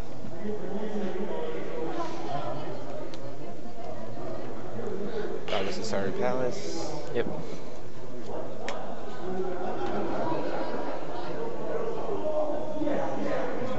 Sorry for all the background noise, guys. This is a very echoey room. We're trying our best. Brandon finally got his darkness. Yeah, there we go. Bouncing this Sasari Jog back. Gonna try to swing in. Treasonous Guard. Say, do you want to trade? Can I get some damage in here, maybe? I think Zach, unfortunately, just has to take this hit. Like, getting a trade here, It feels bad, yeah. it does definitely feel bad. Brandon just Yeah. absolutely. He needs to keep that creature on board. Like, he can't just keep spending his turns establishing boards just for Brandon to just keep continually wiping them. It just can't happen. I'm just going to crack his idol, filter in. Shayla's elite. Uh-oh. Well, and Shayla's lead's so broken and limited. I mean, just being able to... Any of them are just whatever you need to grab. I mean, you just get a Coral free Sea body. Palace. You get a free body without using a card. Like, it's just ridiculous and limited. Wait, what did he get with it? He grabbed the Sea Palace, which is going to help him scry. Oh, okay. So he can like start to be like, oh. Apparently there's one more man, I don't know. Yep, it's the 412. Whenever it attacks or blocks, you can look at the top card. It's Oh, keep it on top. yeah, I do remember that one, yeah. It's actually really good in limited when you need to be able to check your deck. Yeah. Because its defense is so high that it's just like a really huge hurdle to have to get over. 12 defense is almost insane to try to kill in this format. Yep. It's one of the reasons why Valor's Tiger Spirit is such a bomb, because it's like 12 precision, I can kill anything. Mm-hmm. Get at me. Like, oh goodness. Zach's stones have really not been participating. There are only 2 water sources Yeah. this whole time.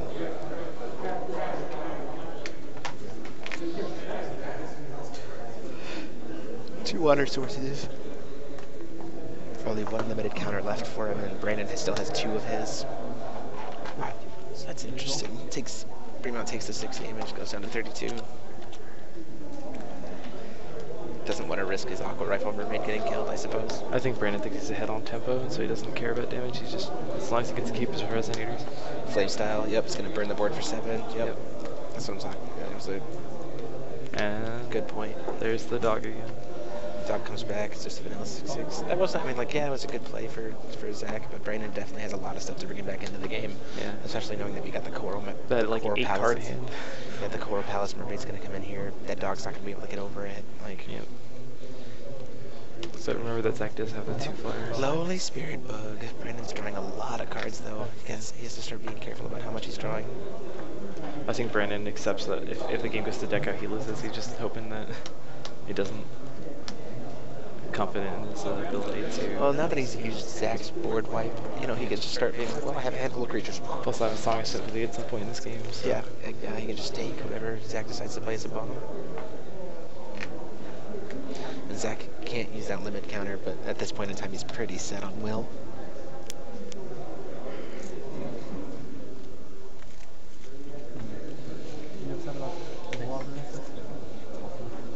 It's close. It's close to 7 years you can be in having had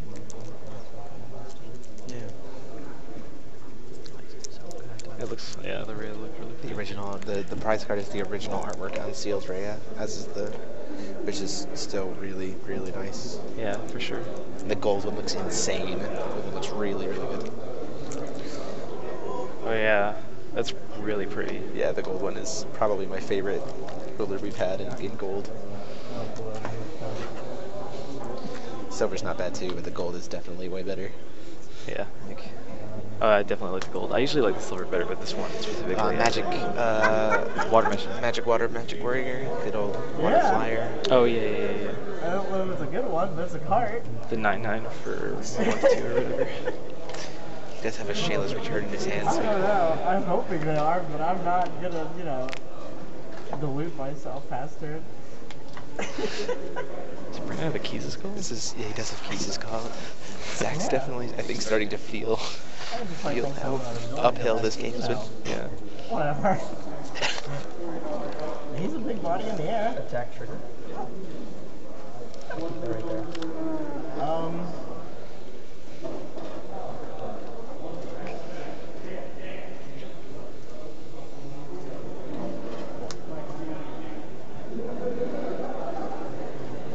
And then Bard's gonna come in.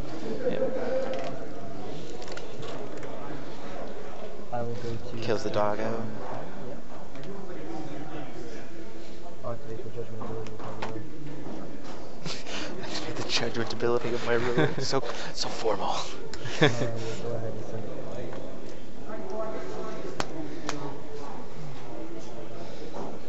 This is one of those moments where you wish that mobilize was an instant speed activation effect. Oh, definitely, yeah. During the, like, okay, before upkeep. Because the problem is... You're good. They can hear you. You just can't hear them. I can't hear them. Yeah, you're not going to be able Okay, to. that's fine. No, it only comes into one person's headset. Okay, that's fine. So, yeah, this is... Brandon's definitely back on top in this game for sure. He's... Well, it's the problem that Zach has is Brandon just has this fistful of cards. Yeah, they both do. Let's see, is that a... Oh, yeah, back at 6. What's the... There's a Thunderfish. There's a Weather Drain, I think. Yep. So the thing is, now that he has it flipped, Brandon gets rain on both their turns now, but Tougher doesn't. Yeah, exactly. Once they both flip, then they can both just rain on each other's parade all they want. Wow. Hey! Shields return.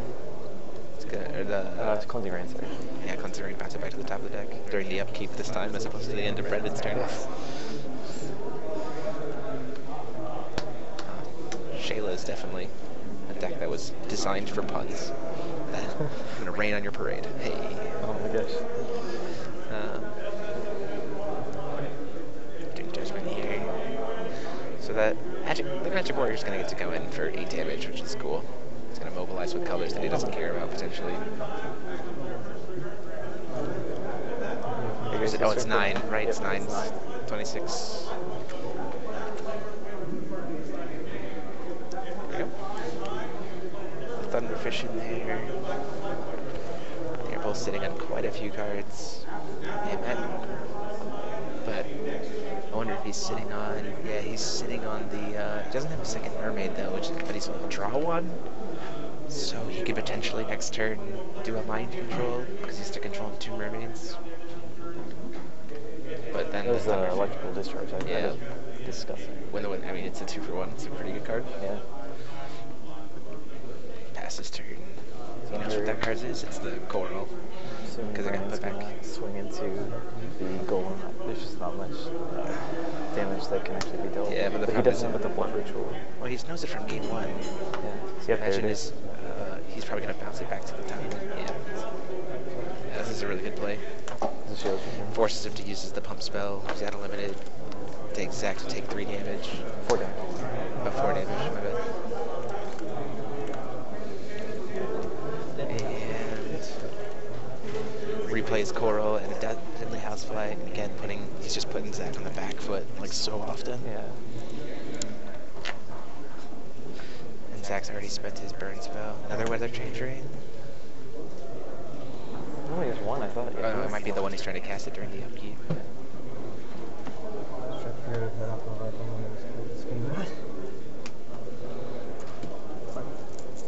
Yeah. Where it is? Yep. Just a waterfall. They made a joke. The weather is Devil Rain. That makes it Thunderstorm. That was the joke. We should be seeing some spoilers later tonight. That'll be nice. Oh yeah, for Yep. sure. Back to IMOL spoilers, should be. Some more inverse I think cards. white, black, yeah. Inverse cards, Steph. Inverse. Shift, but better. I think post-rotation, IMOL is actually extremely strong. The only issue right now is Burn to Cinders. Yep. Burn to Cinders makes the card, well, I don't want to say unplayable, but you can't, unless we have something spoiled that allows you to invert cards before she flips. There's just all of her cards trigger after she's on the field. Oh, no, it says when you perform Judgment. Yeah, so but in response to in Judgment. the CR, Judgment's trigger is after they flip. Oh, gross. Yeah, so she flips, trigger, and then her own trigger, and then they just burn. Zach's just trying to put up a wall here. Got the mermaid. Imagine if he happens to have the brain control here. I think Zach's plan actually here is just, he could just deck out Brandon. He might be trying to, but I have a feeling that Brandon has been saving his mind control for just this moment. Is he going to take the goal, or is he going to take No, he's the going to take Coral the... Yeah, he's going to take the same one he took last time. Yeah. It's really good. Because right now, that waterfowl is not going to do anything. He doesn't have 10. It's just free damage. Yeah, it's 18 to 26. But Zach probably flips next turn. And remember, he does have the turtle. He does have a 620 turtle that doesn't tap to block. So That's true. And so you can just, once he has the turtle on the field, he can just sit there and swing for 14 every turn in the air. So it just puts Brandon on a 2-turn clock as soon as that turtle lands, which is really a 1-turn clock because it's gonna be interesting to see what happens here because I do know that I think there's still a Darkblade Harvest that Brandon has confined, which can just kill the Archelon. for sure. Just be like, oh, well, it's dead. And Brandon has both of his Because limit counters, so he has doesn't 2 matter limit that he only has counters, one right? darkness. He's just like, I'll just play it. Hard cast. Yeah. Brandon's definitely probably at advantage here.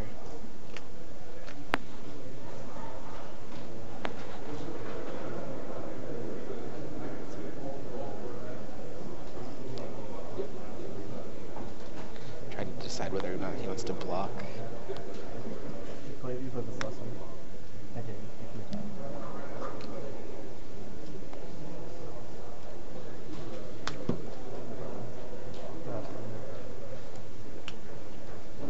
Wanted to stop the Coral Reef from getting that 4 damage in, so he blocks knowing that the Deadly Housefly is going to swing into it.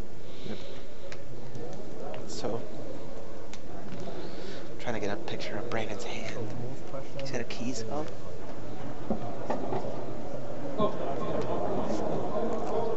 What? There's a rules question being asked about a card text. Okay. That was what Zach asked for. He doesn't want to give away a card in his hand, but he has a rules question. So he's walking away from the table to get a rules clarification from a judge. Yep.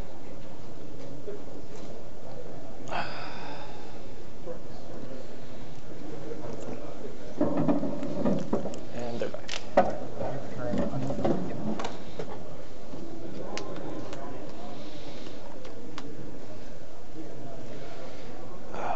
This is definitely this game has been a lot of back and forth. Definitely more so than the first game. Oh, definitely. Oh, I know what he's doing. He's trying to say Aqua Rifle Mermaid. Who gets the mermaid back? Oh, the Coral Reef. Yeah, the Coral Reef Mermaid. It's probably that's probably a good play here. Did he already use his cleansing ring? He did. He did. Because he could have cleansing ring. He could have waited for the control cleansing ring and put it back on top of his own deck. Or just bounce to his hand and do it on a brass ring or something. Yeah. But he's now out of that option. He doesn't want to time on himself. Yeah. I definitely think the Aqua Rifle comes down here to bring his mermaid back to his hand. Oh, yeah. He wants to. That's the keys is called Hey. cancel. Yeah. Brandon probably was holding out of the keys is called just for the sake of that one moment, knowing it was a possibility. Is that a main? Yeah, it is main. Yep. He's probably holding on to it just knowing that was a possibility. Yep. Just to hold on to keep the steal. Now he's eating the cleansing ring and the Mobilizing. He's trying to swing for the 9 damage, taking out a 17. 18. My 18? His problem is that he is on a 2-turn clock, and Brandon is also on a 2-turn clock, but Brandon gets to swing first. Exactly, which puts him ahead.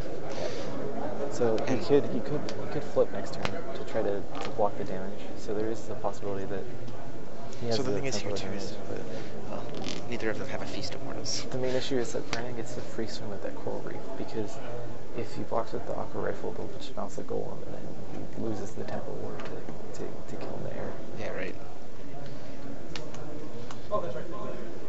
We're gonna see Flying Panda that doesn't have flying. 6-12. 6-12 vanilla. Okay, well now he actually has a way to block the Coral Reef. Yeah. It's Yep. a 7-5, so.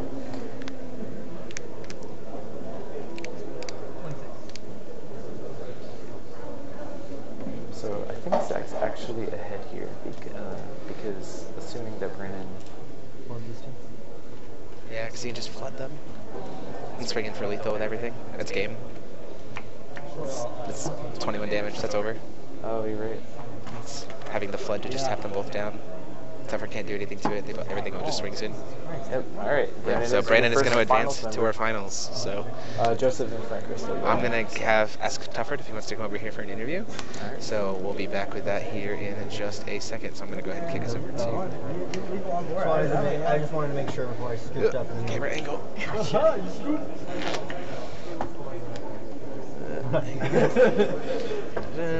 I get to be privy to what the rules question is? I want to know if I want to make sure if I balance it goes to my hand. Take that over, and we'll try to get Zach Tufford over here in just a little bit if he wants to talk to Stephanie while I kind of handle a few things. So, Jen and Stephanie, when I talk about what's going on, I'll be right back. Sure. He still gets to play. Never mind. What? They still get to play for third. I don't know why I'm trying to go interview Zach Tufford. He hasn't been eliminated yet. Oh, that's true. They still have to play for third place. Well, So yeah, that was yeah. definitely a case of just Brandon having all the answers, Yeah, like just for sure. just sitting on a massive handful of cards and having all the answers. So at this point, Brandon Bremont is going to be in the finals versus either Frank Klosser or is it Toby? Joseph Cuevas. Joseph Cuevas, one of the two Cuevas brothers. So I played them back to back yesterday. Ooh, fun. Yeah. Yeah, so it was pretty interesting. So Mafina, and then we have Butler, and so it's Mafina definitely for sure, and then Butler or Jim or Fierica. So yeah. Yeah, I definitely think that if you can get in draft or in sealed, I definitely think that if you get handed this stuff or if you pick it well, I think that Mafina and Water have the best overall cards for limited. I definitely agree with that. Like I just think that the versatility of Water when Water actually gets to be the color that it's supposed to be, like in Constructed, like so many other things unfortunately have the things that Water does but better. Yeah. But in like Limited, Water's the only one who gets to do that. Yeah, Like, so like in Water, those effects are strong. Like tempo plays are very, very strong. Like you saw like right there, like he established a board, he was ready to go and just flood a card that in our Constructed format would not be a card that you would even consider playing because there's so much like instant speed removal. You Yeah, wouldn't think exactly. about, oh, flood, I'll make it so you can't block. But like with this format, you know, oh, you have 2 blockers, here's all the damage that I need in the world. So yeah, it's really cool. I'm gonna go see if Brandon and Zach need to reset their lists, but I'll be right back. Okay. Yeah, I definitely think that Water is Mafina is the best ruler. I think it goes get the 5 names, so I'm not going off. Okay, I think it's Mafina and then Fierica and then Butler, Martial Artists, Piali, Ale, and then Leaf Elder is a very, very distant 5th. But I think if any of the first 4 are playable. But the Mafina and the Gem Ruler are much less splashable than the Red Ruler, the Martial Artist, or the Bloodsucking Butler. Because really you only need a couple cards, like 1 or 2 cards, for those cards to be good. Like, if you have Sword of the New Moon and 1 other card that uses mystery counters, Bloodsucking Butler is great. I mean, I played Butler yesterday with only Sword of the New Moon and Dark Riding Hood, and that was my only answers, my only uses of the mystery counters. And so I had, you get 4 per game, and you use 3. You know, strength counters is the same way because, yeah, you get a lot of strength counters, but it's like a Hellflame will usually use like 8 to 10 of your original 10, and then you have 15 on the flip. So you really only need 2 different things, like a cross counter and a Hellflame, or etc. So, of course, you can play cards that increase it, but I wouldn't play things just because you can make things. Like I played Ariamon yesterday, but that didn't mean I wouldn't have played Ariamon and Sword of the New Moon, for example, with a different ruler. It just doesn't. It's not consistent enough, especially in sealed where you have like 1 of each, or draft with 1 of each. So, but so Mafina and Fierica really require a dex built around them. So you have to have a significant amount of water cards or a significant amount of light cards.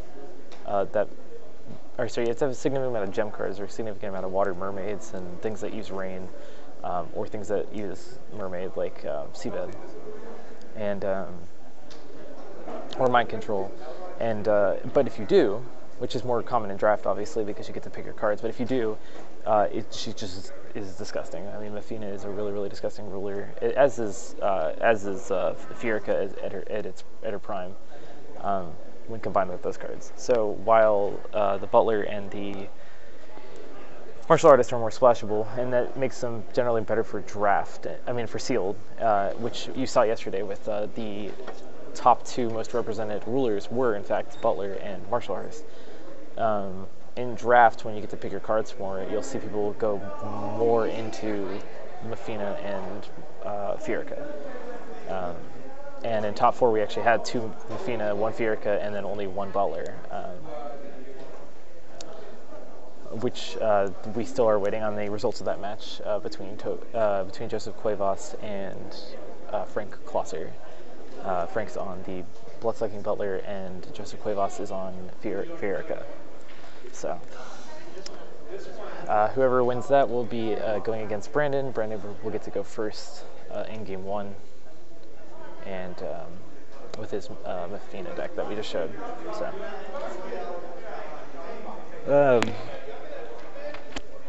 but yeah, so we had our day 1 was pretty good. We had well, I think Brandon's coming back actually. Nope. Okay. We had actually a really good day 1. It went super smooth. Actually, one of the best GPs we've ever had, to be honest, in terms of smoothness and rapid flow. And I really hope that we get to have sealed GPs next year too. Yeah, I think so. Yeah, I hear what you're saying there about the sealed GPs. I definitely think that would be super fun. Just trying to replug in my headset. Yeah, definitely. I mean, this is honestly, and to show people. I mean, like a lot of people have said that sealed and draft are not skilled formats, or especially sealed. Luck-based formats. Yeah, like luck-based formats. But you see, like half the top 8 are people that are essentially considered like professional. All the top 4. That's a little disheartening for me. Is that all of top 4 ended up being known players? But that's the point, though. It's like you can still practice. Like if you put in the effort, you put in the practice, you learn the game. It's going to reward you in a lot of different things. And I need to go find out if Zach's actually going to play out for 3rd place, because sometimes people just decide to leave or not. Okay. So let me go find out. Okay. So the thing with Zach is that he does have an invite because Brandon is in top 4. And thus, Brandon's invite gets passed down no matter what happens. So, Zach doesn't really, it doesn't really need to play a 3rd place match for that, but the 3rd place winner gets the bronze Rhea. So sometimes the 3rd place match happens so that somebody gets the bronze. Sometimes the person, somebody doesn't necessarily care as much about the bronze. They just want the invite to Worlds. A lot of, especially the professional players, a lot of them just play to be able to go to Worlds every year because they want to join in with festivities and all their friends go to it and stuff. So if Zach only cares about the invite, then it doesn't matter as much for the 3rd place match. Yeah, just touched base with Zach. He is going to want to play out for 3rd. So okay. The winner or the loser of Frank versus Joseph is going to play out. I'm going to shift this a little bit. There you go. Pardon me, stream. Rip stream. A little bit more on point. So yeah, very interesting. So we have 1 treasure hunter, 2 Mafina, and 1 butler. Mm-hmm. Good spread. A lot of white. No green. Oh yeah. Fierica. Fierica play green? Oh, you mean in terms of cards? I was like, if you mean Leaf Elder, no, that's not. No. I don't care about Leaf Elder. But where did the 2 lists go? Oh, they're over here. Oh, okay. I have the other 2. I just need to check Fierica for Cuevas. Oh, and Frank. None of these players. Oh no, Toby. Oh, so he's 1 win. Joseph got handed. No, he has 3. He's playing Light Wind. Oh, that's the ones on the Fierica. So yeah, Joseph got handed all of the green cards because he's the only one who touched Wind, which is pretty interesting. Brandon is playing a black-blue. Pure black-blue Mafina, and actually it was interesting. He was telling me that he originally wasn't in black at all. Okay. Like he started with blue. Obviously started with blue. Yeah. I imagine he probably hit an Aqua Rifle Mermaid early and went, yep. But he initially wasn't in black and then had to make a switch because he noticed a few things, and I definitely think it paid off. Yeah, for sure. He's in finals. So, I'm going to go ahead and show you guys. So Brandon's going to be playing blue-black Mafina on the play against either green-white Fierica or... Him being on the play is just a huge advantage in this format. With no energized counters, that's great. So for those of you who maybe haven't seen, to see what they look like in person, this is what our Soul participation promo looks like. I really like it. It has like a nice gold tint to it. Yeah, I do. So like I actually really like the Soul more than I like the Red Riding Hood. Yeah. Just because it has that really nice like tint to it. I don't know, it's really nice. So everybody in top 8 finishes their playset of the participation, and then because they top 16, they get this nice severing. That severing is super nice. The nice. painted severing wins. Yeah. Which is really, so Reflect and Refrain coming back in a good way. And then all of them get the Rhea, which is original artwork unsealed Uber, but then on the back is original artwork unsealed gold, or sealed gold Uber. Yeah. all of top 8 walks away with these, which I think is a really nice addition to the pricing for sure. And then to go show you guys, we were talking about this in the last match, we have 3rd place, bronze. So let that focus in. Looks okay. Bronze is okay. I mean, it's still really cool. Yeah. Like, obviously, it's still really cool. Silver, right there. Yeah. Shows that one. Flip that around. That looks okay. I think I traditionally like a lot of the silver ones more, but I think because she has so much gray and black in her art, it's kind of like, it's a little bit. The gold, though. Yeah. The gold is definitely my favorite. The gold looks really nice. Really nice, solid finish. Yeah. Just brings out all of the white space, like, really good. So, 1st place is walking in with that, so that's going to be really nice. But I definitely think that, so like obviously we already know what Gil and Tigris are unsealed, right?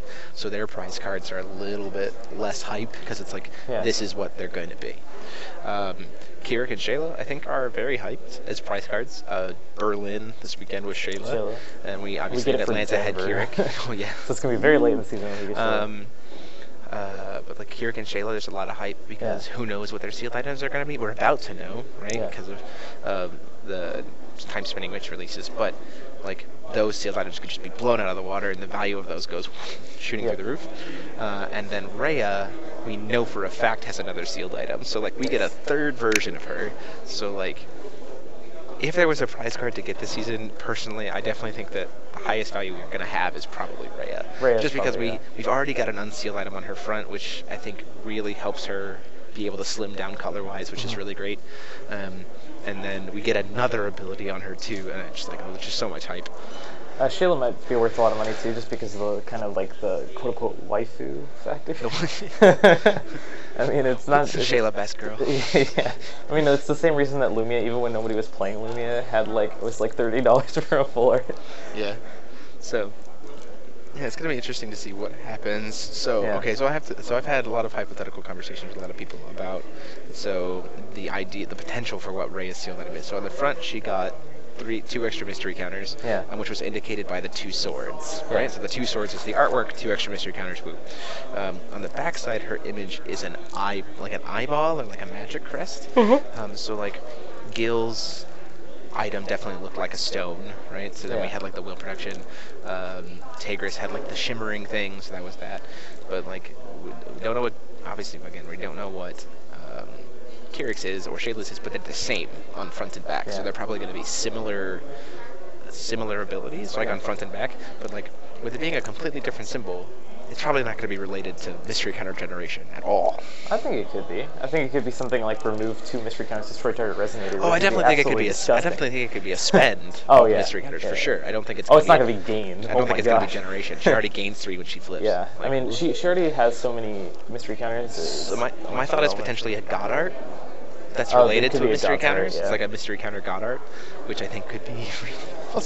Gods are remove X mystery counters, destroy X creatures. Yeah. I also thought it could be potentially because it's an eyeball, maybe a discard effect, like being able to look at your opponent's hand and do some stuff. I don't know. We'll have to see. All in all, it'd be cool to have a Gods art similar to Pandora and Rezzard. Yeah, we haven't really had a big like mass discard effect in a while, and I think that for Rhea, because I think also that kind of fits in with what Rhea tries to do on her front side, or her flip side too. Because she has like you're like already establishing. She already has discard, so you like force them to discard their hands, save a few mystery counters on her, and then go. If you try to play a creature, we're just gonna kill it. Or that's it could be like remove X mystery counters, your opponent discards X cards. Exactly. For God's art. So then you like God art, spend the mystery counters, save a few, so that you can kill whatever else they play, and kind of put them in like a lockdown state. Yeah, exactly. I could definitely see that for her. God arts though with Lorite. I mean, most things with Lorite. Yeah. We were just talking the other day about how you can Lorite on the draw if you're a green ruler, you can Lorite on the draw against Kirik, and you make it so he never gets strength counters. Or against Panda, so he never gets a gem. Yeah, well, it's not as great as Panda with Rhea. Rhea has 2 automatic abilities. Panda, I think, has 2 automatic abilities. I'm going to Lorite the you gain 1 mystery counter ability. That sounds like garbage. Well, you do on the 2, yeah. So they get 1 instead of 3, which is okay. But against Kirik, where it's like you gain 10 or you gain 0. And all of a sudden, all these cards that are like, they're running hell points and stuff that don't do anything. Dave, stay on that side. Stay on that side. Booster box constructed. Yeah, I think winning some giving away booster boxes. It's definitely cool to see like actually people playing in the side events for sure. We have a 13-year-old here today. We also have a 7-year-old. Do we really? Yes, playing sealed. So he playing draft or sealed or draft, one of the two. I think it might have been the sealed. So he told me we're gonna post more about him on the USS group later today because it's friggin' awesome. Yeah. But he told me his dad started playing the game, and then his dad taught his mom how to play the game, and he was like, well, Dad and Mom are playing it, I want to play with them too. And so he learned how to play. He was 7 years old, and he's having a blast today. He said he's absolutely having a great time. He really enjoys playing golems. Hey, golems. And his favorite ruler is definitely Pandora. And so it was really cool that we were able to, we hooked him up with some cool, the two of them with some cool swag for coming out as our young players. Kind of like a sportsman-like award. It's always great to see kind of new people coming into the game. I think the 13-year-old was playing in the event yesterday, and the 7-year-old was just kind of hanging out, which is still fine, like, because it's still here, like, it's a family coming to play Force World together. Like, the motto of Force World is connect you with the world, gives you guys something to do as a big group of people, and I think that's awesome. Yeah, no, I'm a huge fan of the international aspect. Just being able to, like, the fact that I know so many people from so many different countries because of this game is incredible. Like, you can't say that about any other card game. I play Pokemon, that's an international game.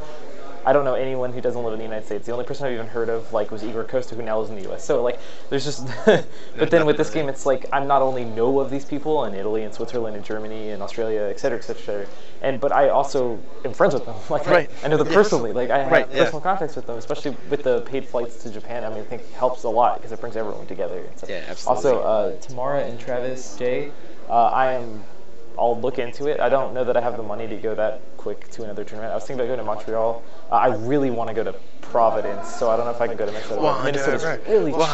Yeah, I'm a huge Wanderer fan. We're going to be trying to get the stream out to Wanderer as well. That might be a little tricky because my son is being born a month and a half before then. Yeah. So that's going to be kind of like, might need to stay home. But if they, on March 2nd, if they're like, we're not going to have a Wanderer ban list, then sure, I'll come to Minnesota. But I don't think that's going to happen. I think March 2nd is going to be a huge Wanderer ban list. I'm pretty sure there's going to be like at least like 15 cards probably on the Wanderer ban list, because I can think of at least 15 cards that are going to see play. I don't know if we're going to have that much, but we're definitely going to have at least like, we're going to have at least probably 5 more or something. Yeah, like, for sure. Just, there's no way we're going to have like... all rulers are banned. Okay, sure.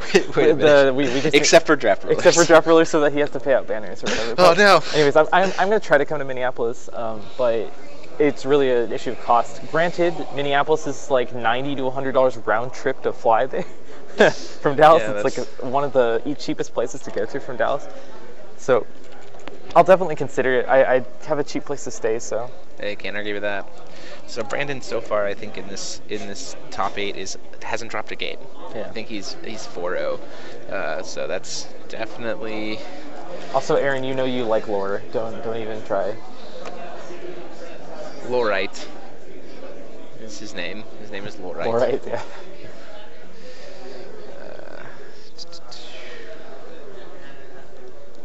Oh, thank you. Yeah, it's been really cool. So this is definitely part of the country that I haven't been able to come to before. I've never been to Texas, so it's been kind of cool getting to experience like the new region, right? It's always fun. Yeah, I like. I'm a big fan of seeing new places. So, like, I'm definitely not going to go to Collinsville this year. A, I've been there before, and B, it's surprisingly expensive. So, like, Sealand's only a 10-hour drive, so you think the flight would be pretty cheap, but it's like $300 to $400 on the flight, and then the airport's 30 minutes from the venue. So it's like, then there's the cab on top of it. So, Frank is the winner. Denver and Frank Klosser advances to the finals, so it's going to be Frank R&D versus R&D represent. Frank versus Bremont in the finals. So you got Team R&D versus Team Outer World in the finals. Yep, Outer World versus R&D. So one step away. Both of these decks are pretty good. We are going to go get it. I'll be right back. I'm going to go get a picture of the top 4, and then we'll stream that while they play for 3rd. Yep. So the winner of Frank and Brandon will get a paid invite. Obviously, both have already gotten their Worlds invites, as have both Joseph and Zach in the third place match. Joseph and Zach, it looks like we'll be playing for the third place prize. Joseph will be on the play for that matchup. That will be Fierica versus Mafina. Taylor, your brother, he's very confident in himself. I mean, a lot of players are very confident in themselves, so he's a pretty good limited player for sure.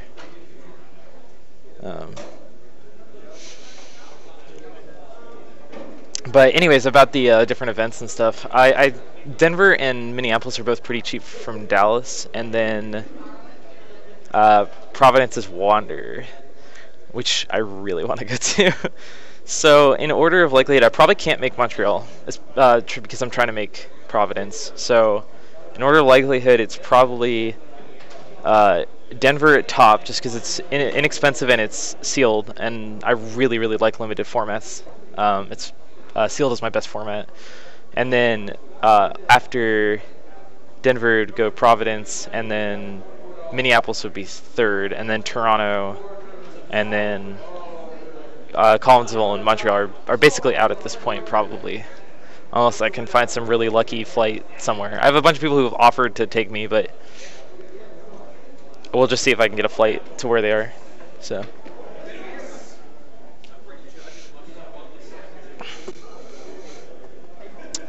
I think we have a break right now. They're doing top 4 pictures and giving people bathroom breaks and stuff.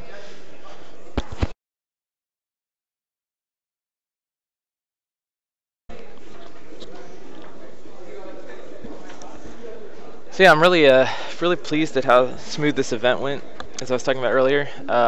The first day was extremely smooth. I mean, like, I've no issues the whole day.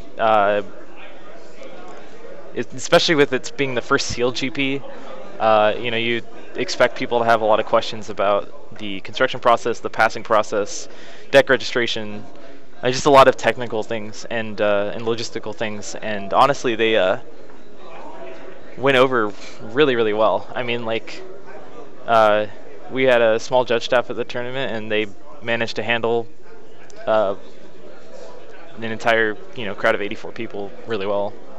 So, but yeah, so in finals we will see a Mafina versus a black-blue Mafina versus, I'm trying to remember Frank's colors. I think they put on the bottom. Is that over? Oh, I think they actually took Frank's deck list from me. Or maybe it's this. Nope. Alright, well, they took Frank's deck list, but he's definitely butt-sucking Butler, so don't remember his colors anymore. Were the cards Martin anyway? No, but they know the entire pool, so they know if someone's cheating. I'm live, yeah.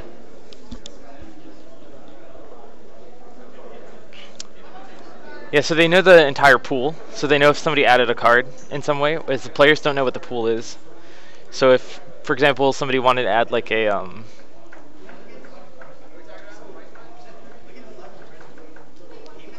Mosasaurus or something, which I don't think is in the pool, then they would know that the person's cheating. So it's kind of a deterrent, because you don't know what cards are in the pool, so you don't actually know if a card you're adding is in the pool, even for commons and uncommons. So, and if there, even if you do add one of those, you're gonna increase the total amount between all the deck lists to, because they register the entire pool. They don't register just the cards they're playing, because obviously your rest of your pool's in your sideboard. So you'd see the total amount add up to higher than the total that is on that they have in the pool to begin with. So. But they were definitely open beforehand, and made sure that no one's going to get any God packs or rulers or ruler/Ubers or the band boys, the Mikage, Gil Apis, etc. Schoolboy cards.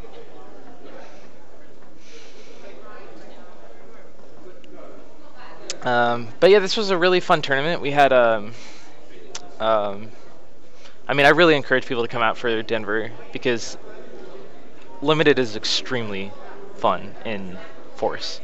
and there's so much skill involved with it. I think that, and obviously the higher attendance, the more likely they will be to bring it back next season. Versus, you know, it's gonna be the same thing with Wanderer. If you really want Wanderer to come back as a GP, come to Providence. Ronnie Martin. Welcome back, Jeremy. I have returned. So what do we think? What do you think about Brandon claiming he had an 80% win chance? I mean, he's been testing limited a lot. Like, Yeah. I'm always one for skeptical optimism. So, I mean, someone gives me that number, and I go, well, I guess it's a possibility. You've definitely got the record for it. So,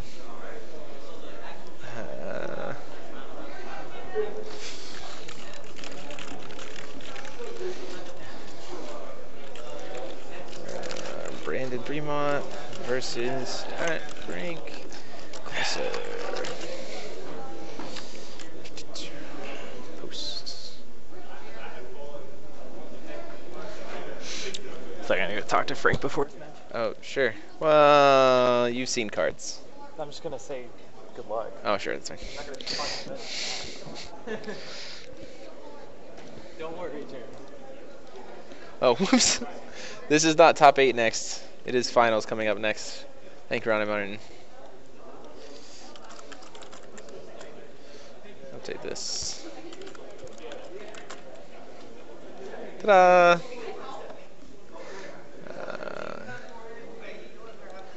Here we go. So the cards were not marked in any way, but they were, we cracked them this morning and checked them and then immediately banded them and sealed them. So, and there was no one in the room at all.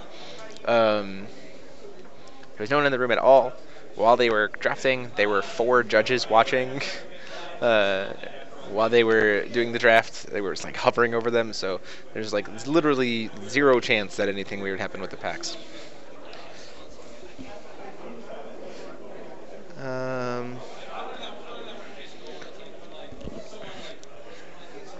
So we're just waiting to see our finals. We're waiting for our head judge to kind of come back. You just want to take a quick break, and then we'll be going into the finals of Brandon Bremont versus Frank Classer. So this is going to be pretty interesting to see who comes out on top. Both decks are very, very strong. Kind of as we were walking into it, we assumed that these were going to be probably the 2 strongest decks. Bodied means handedly defeated. So a lot of confidence coming for Frank being able to win. I think actually though Frank is at a little bit of a disadvantage, primarily because he does a lot of stuff on his own turn that has to like stick in order to get the most value.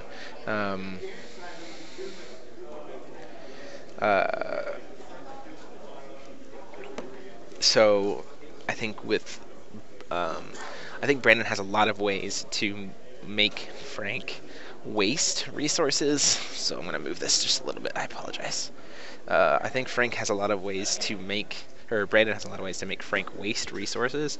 So like he'll try to cast a card and try to get it resolved, and Brandon can just punish it and say, well, in response to you trying to do that, I'm gonna hurt you a lot and make it so that you just kind of wasted your own cards, wasted your own will.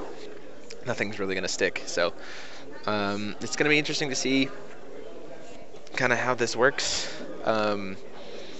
It's just a matter of seeing kind of which one's gonna stick. Yeah, so I'm excited to see kind of what's gonna happen. I'm gonna go take care of a couple of things. We're gonna be starting here in just a minute, so I'll see you guys. Looks like maybe we're about to get started actually, so I think I'll stick here, and then we'll get started as soon as our boys are ready. Tufford and Joseph Cuevas are going to be playing it out for third for the bronze, so that'll be pretty interesting to see. Yeah, I went over and I said good luck to Frank, and then Brandon's like, what? Yeah, so they are getting ready. They're getting set up. There's no time on round. Don't ignore the timer at the top of the screen. We'll reset it when actually time on round starts. Yep. I was just talking about how I think in this matchup, based on the colors and based on what's in the deck, I actually think that Brandon's at advantage. Primarily because Frank has a lot of things that need to stick on his own turn. Yeah. Right? Whereas Brandon has a lot of things to make those be nullified, like wastes of investment. But Frank also has a board wipe, which is 2 board wipes, which is board really wipes, nice. yes, which pushes Brandon a little bit back and better. So it's a back and forth. I definitely think both of the lists are very, very strong. Yes. But the other thing is that that Frank has going for him is the life gain, right? Because blue black doesn't have a ton of like super heavy hitters, right? So like if the life total gets too high, it could be potentially that Brandon just can't close. Like he just can't deal enough damage. And what's really interesting is Frank actually hate drafted a Cryo Mermaid, a Swirling Mermaid, and a Seabed Investigation. So he saw all that blue being taken, and he was just like... So Frank is telling that he kind of guessed that Brandon was potentially going into blue because they've been talking about it a lot, and Frank hate drafted the swirling, the best cards, mermaid just to pull it away from Brandon. Yeah, and the Cryo Mermaid too. I mean, the Cryo Mermaid's a very, very underrated card in draft. Yeah, extremely underrated card in draft. Yeah, because you can search for it with Shayla's Elite. You can search for Shayla's Elite, and it's basically invulnerable on your opponent's turn. So it's because they attack and use like, okay, I'll block, and then they can't attack into it because it prevents all damage for the rest of the turn. It's not like the turtle from SKL that had the Sacred Beast, where it just prevent the next damage. This one's prevent all damage once it blocks. So you have to use actual removal, and the shielded person is never going to attack the Cryo Mermaid if there's any risk of that card getting swung into. Yeah. So you just have to have hard removal for the card. So I think Frank was just like, see the Swirling Mermaid? Nope. See the Cryo Mermaid? Nope. Nobody's getting these cards. St. Nicholas, the saint that Saint is based off of is... Hey, Harold. Oh yeah, that's fine. Is the patron saint of like sickly, leper, no, actually, prostitutes, and children. I'm actually happy to see this finals. Brandon actually stayed with me for this tournament at my house in Richardson. Nice. And and Frank's obviously on my team, so yeah, so either one of these both two of these guys, it's really awesome. This is making it to this year. This is Frank's first invite. Yep. Frank official invite to Worlds, which is really awesome. He's judged. No, he hasn't judged Worlds, so he hasn't ever been to Japan. He's judged Masters, but he hasn't judged Worlds. So this is Frank's. This is Frank. Congratulations to him. This is Brandon's third. Invite? Second. Third. He had Gen Con the first year, and then he had first place in California, and then he has this. So this is his third in a row. Third in a row. So he had a paid invite both the other 2 times. No, he had an unpaid from Gen Con, and then he had a paid this time. So last year from California, and then he's potentially going to get a paid here, but we'll see. Definitely already has an unpaid. But he does join the 3+ club in the United States. And so the funny thing is here, these are actually, both of these guys are L1s yeah. as well. And they're joking about how if they need to, they can rule on each other's things, and if they want to appeal, they can appeal to David, who's stream judging. That's funny. Yeah, we have 3 L1s at the stream table right now. The stream table is 3 L1s, so David just took a selfie with both of them. And we have 2 L1s who are watching. That's funny, yeah, because we have Aaron and Wesley. I'm going to ask David to keep me updated. Well, now I can keep updated on light totals, hooray. Because I can just message David. No, not you. David. I'm checking to see. Alright, so we got our first draw and mulligan.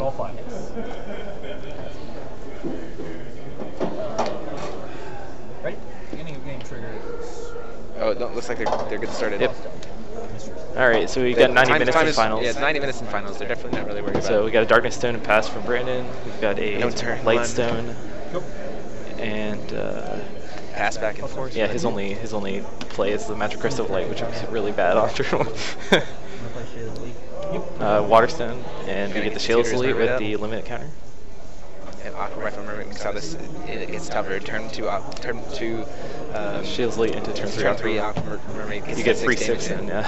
And then you got 13 on the next turn, yeah. Shield's Elite in your opening hand is ridiculous. It really is. Oh, we got the spawn. I mean, I think you probably just don't even bother bouncing it, you just swing. And if the Shale Elite gets blocked, it gets some damage. Ooh. Yeah.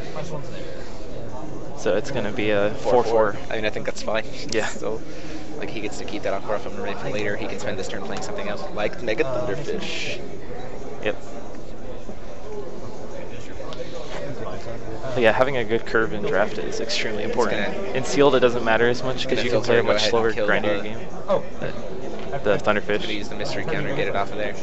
Now, Mega Thunderfish is text actually says opponent controls, so you its trigger will not happen on the Shayla's Elite, unfortunately. Right, which actually Brandon probably would have wanted it to happen on the He gets Shayla's Elite. another, yeah, he gets another Corrupted Knight. That's just gonna get bounced though. That's the problem. Yeah. Yep. So obviously calling a stone. Yep. And we'll probably see the I also play the Rifle Dark here. Blade Harvest, but I think yeah, the Shayla's Elite is just a better play. 4 damage in. Yeah. Because now I can save the Dark Blade Harvest for something even worse. But Frank is saving a lot of damage with that spawn. He blocks 6, and now he's essentially fogged another 2 by having the -2 counters on it. Yep. For a total of 8 damage saved so far from a 1 mana card. It's pretty good. The filter statue here. Yep. Go with the black. Wrong card, okay. Fortunately, you already know about that one. Yep. There's the Blood Knight, or the Vampire. Yeah, that probably gets killed. Yeah, that's I fair. can't imagine that Frank. So the other thing though he might do is he might wait to see if Frank tries to put something on it Yeah. and deal with it. Yeah. Because again, we talked about this before. Frank has a lot of advantage right on his turn, but it is stuff that you can like really make kind of be wasteful. Yeah. Right. Swinging for 4, which obviously Frank Yep, has to take. He's not going to trade a 5/4 for a 4/4. Yeah, it's not really a thing that he wants to do. Especially with the Magic Crystal Light in hand, so he's going to do the combo play we've seen before, where you make your Vampire a 9/8 lifelink. Or Drain.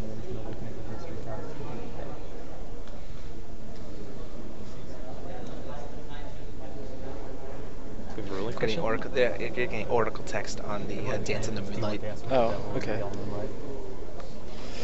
and Frank is giving him the name of the card. That was a Batman '86 reference. Well, it's fine. I mean, as long as you can accurately describe a card. He did. He Yeah. described the cost. He described the effect. He just wanted to.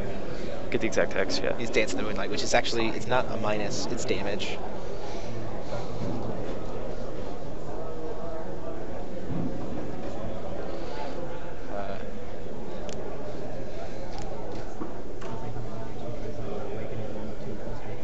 It is an 800 damage, and then if he removes 2 mystery counters, it deals.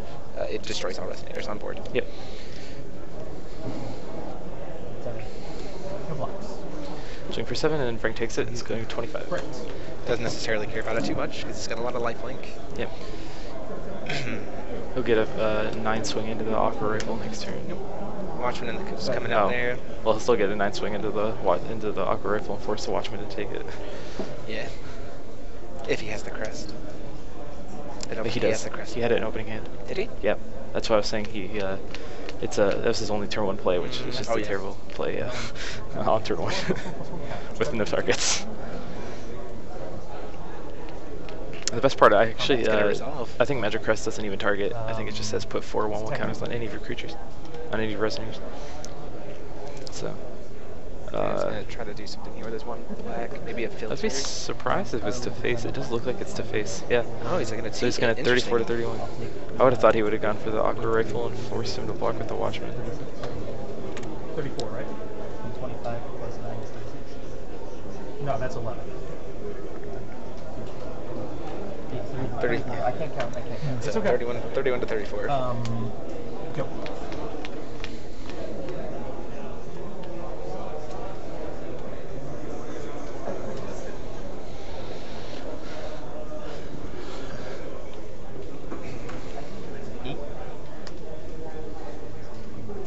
He's sacrificing, he's just saying, I'll take the damage, it's fine, you can gain some life, I'm just going to get it off the board and not deal with it. That's interesting. If he's gonna do that, why don't you just block? You know? Well, it's not bigger. Oh, because of rain, of course. Yeah. And there it goes. Well, it's going to be a trade. Yeah. No, it's not. He's got more defense. Isn't he even bigger? It's a trade because it's 800, and then it's gonna trade with the. Blocks. Oh, it does 8, right? It does 8, and then it blocks. So it's 12 total. Well, assuming he wants to lose that instead of the lifelink, which I actually think. Sure. He's going to try to take. He's going to keep his guy alive. Yeah, he just blocks. That's fine. So this is gonna kill the Watchman if it happens, Oh, or they're gonna he trade, gets button as well. My bad. That's fine. or not. Isn't it 8+4 is, and it's a 12 toughness on the Watchman, right? Yeah. He didn't. He played it and then blocked. I don't. Okay. Well, I'll let them track it. Yeah, I mean David's there, so maybe I'm just wrong about the card text. You have a judgment happening, and Shayla's going to attack, taking down a 39.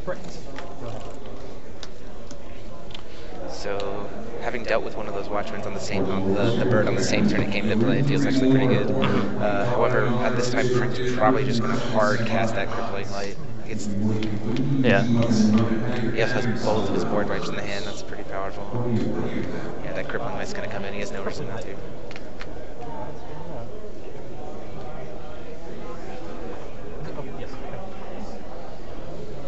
So 3 for 1 there. He does kind of open himself up for a turn though, which is interesting.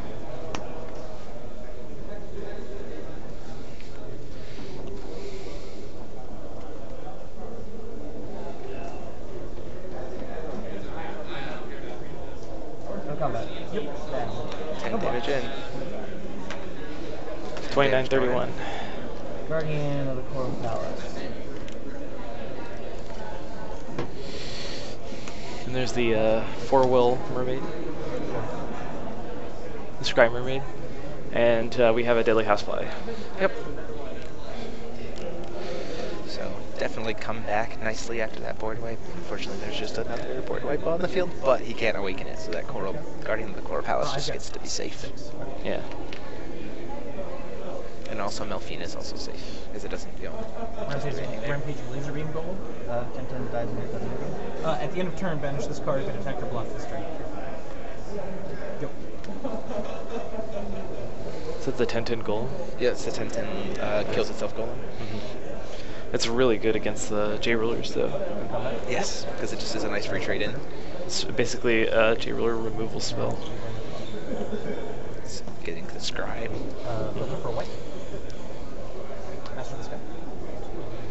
And there's the other Master. Keys is I'm called. gonna go ahead and keep all the Yep. Yeah. Okay. So now with the Master of the Sky being out of the way, No blocks. 400 damage is going to go through. Yep. That was a good play from. Brandon, yeah. Yeah, because the problem is now Frank's committed to some stuff on the board, so like his Dance in the Moonlight is not necessarily as good. Yeah. Right? Because again, he can lose some stuff on his own. So see, lethal arrow optional possession coming in. That's why we're gonna see this optional. He's gonna swing in here. The optional possession can bump J-Ruler. Yeah, so he's gonna swing, have the golem block, Block. and then he's going to optional possession +2 in first strike. +2/+2 in first strike. Yeah. Take no damage. Yep. Not that it. Yeah. Not that it's probably relevant, Yeah, it but doesn't really bother. But now it's just out of the booth. Frank's still at 3 cards in hand. now there's no random Callus plays that happen. Dance in the 4 cards in hand. Dance in the Moonlight, 3 little pigs. Something else. So I'm trying to figure out what those cards are. Yeah. Do you swing for 4 here and then cast it? Or do you build your board back up and then I don't force think he Brandon to casts. use He cards? definitely doesn't cast the dance here. He can't. The only thing he would kill. Oh, because he doesn't have the second. The only thing that would kill is the house play.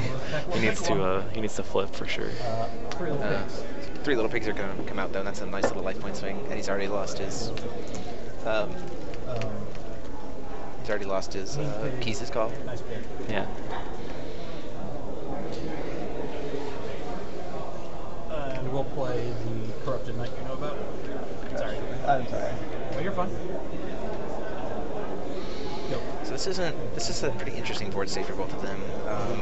The Darkblade Harvest is probably going to kill the wind. For sure. I imagine the Darkblade Harvest just jumps here and kills the wind. He doesn't want him trading up. He doesn't. He wants to deal with it right now. Yeah. Yeah. Oh, yeah. He does have some weaknesses. Good combat. Yep. Trigger. Yep.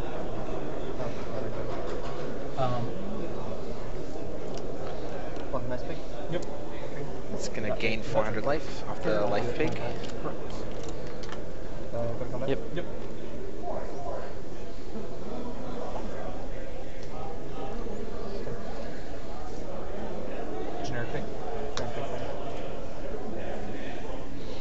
going to lose the 3 little pigs.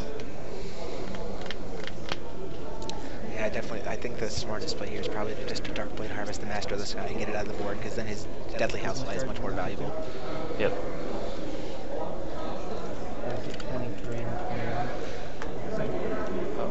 We missed a little bit of damage on Frank. He's down to 23. They just confirmed it. Okay. So we missed 5 points of damage somewhere. Or 4 points of damage somewhere. Maybe a potential swing from the Shadeless Elite that we didn't catch. Maybe. Correct. Is that okay? Is that way I just work out? Yeah, it's fine. Just rearranging the board. Yeah, to asking make permission, sure- of course. Yeah, of course, yes. To have the resonators in front so that Brandon they can know kinda exactly keep what's track. combat and or what's in battle and what's just random additions and just additions.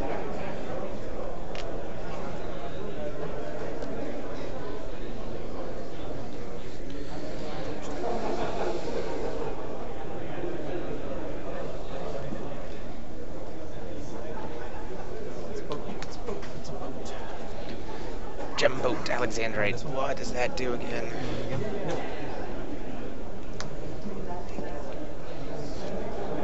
Attack your room.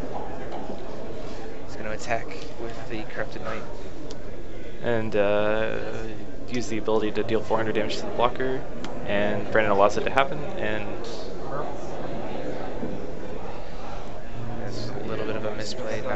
Sorry, go on to comment. yeah. Oh, he's flooding in response to... He's going to spend the Yeah. flood just to make sure that he doesn't. So it's a little bit of a backpedal, unfortunately. Yeah, he should have flooded in response to the attack so that he wouldn't have lost his blocker. Gotcha. They would have traded. Gemboat Alexandrite, when it enters, remove target resonator from the game. I'm so sorry, I'll shift these further down. you don't have your stone deck. And there's the 9/9 rabbit.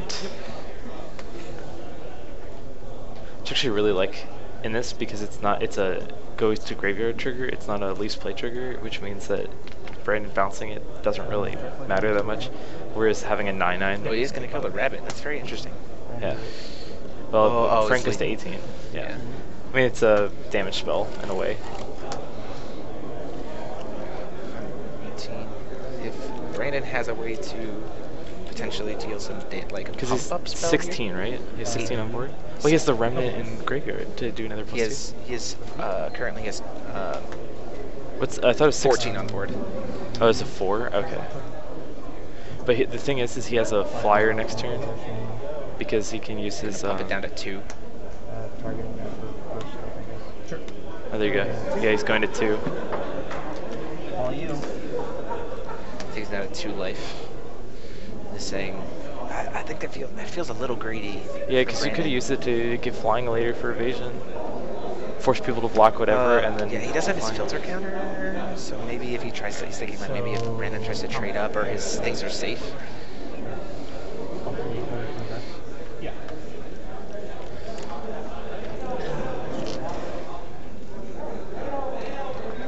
Mainly because his defense is just so high for so many things. Yeah.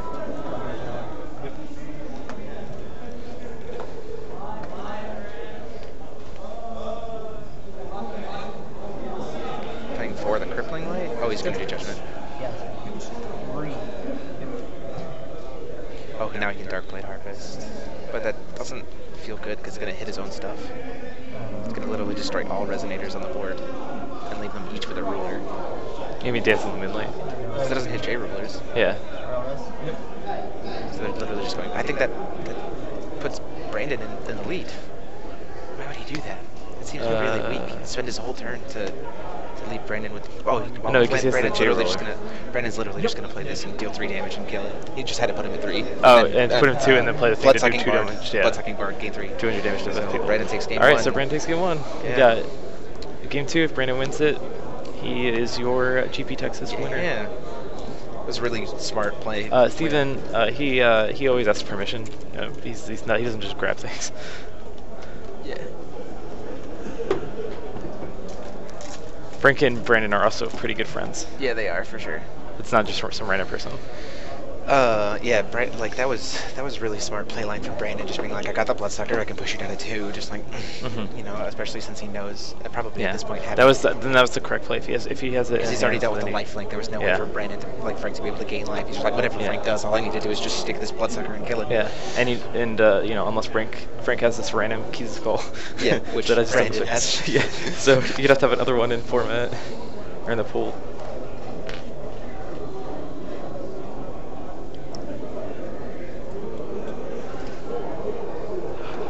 Do you think the gate comes in? I think it does.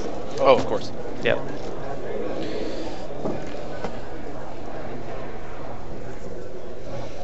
The gate definitely comes in. There's no reason why the gate doesn't come in. Yeah, exactly. Oh, unless they sideboarded real quick. Yeah. They might not have sideboarded at all. No, Frank put in one card. Oh, did he? Okay. Yeah, the gate. I don't know about definitely Brandon. comes in. I don't think Brandon does.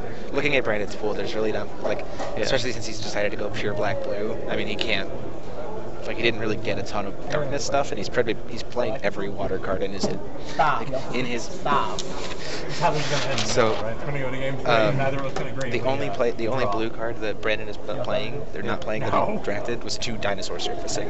So, like, that's not happening. So there's and his darkness cards, he's only not playing Digestion, which doesn't matter, Magic Majin Warrior, which is terrible. You're afraid to play And You're like, Dark Elf of the Murky Grove, and Blood Spray, which is awful. It's like, Brandon's not going to sideboard anything. He doesn't have anything to sideboard. It's interesting. We haven't actually seen this. Frank actually has a Grey Tornado. I like to play. So Frank actually has like a really good answer to Brandon main deck. The Grey Tornado. He just hasn't. We haven't seen it in his. And hasn't been able to get enough creatures to stick. Yeah. Well, he can just hard cast it for 7. Yeah, that's true. It's not like he's They were hurting just for joking will. about the Beelzebub trigger. Oh. So I play Beelzebub, but my opponent has Beelzebub. At least they're both L1, so they know the judge chat. Let me update the wins here. Brandon did take game 1. We are moving to game 2. This is very, very tense. Or not necessarily very tense, but it's been very high quality play today for sure. Both of these guys are playing super tight. Spawn Beelzebub's turtle. coming back.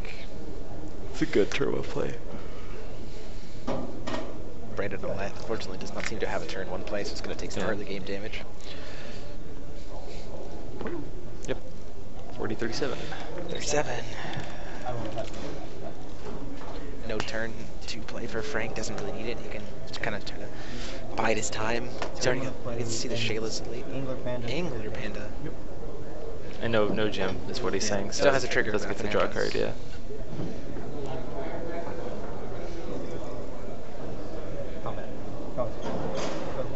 Swing for 3. He's going to try to block. Reduction. Yep. I think that's actually fine for Brandon to eat a reduction there. I don't think that seems like a waste. I think he has 2, doesn't he? Or does he only have? Just No, has just one. He just has the 1. And there's there's the I would rather X12. I would rather save the reduction for something like this. Like, it's just a vanilla 6/6. I don't. Yeah.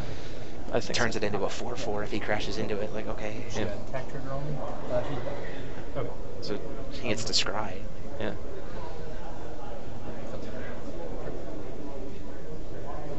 Oh. Deal 800 damage to the blocker, and then he's going to take Still gonna lose 300, the and then he's deals. going to get the 2 counters, and then it's going to die. Because he's going to have 13 total. Yeah. It still gets there, Yep. but still. I think he's Frank's having to use a lot of his stuff early on. I think Frank's just trying to tempo him. He's just saying, I don't think I can beat you late game, so I'm just going to tempo you early. Potentially, yeah. Brandon has a lot of end game stuff that's just really, really strong. Yeah. There's Dark the Dark Elf Elf of and the Murky Murky Grove. Grove. Essentially in vanilla 8/8 in this match.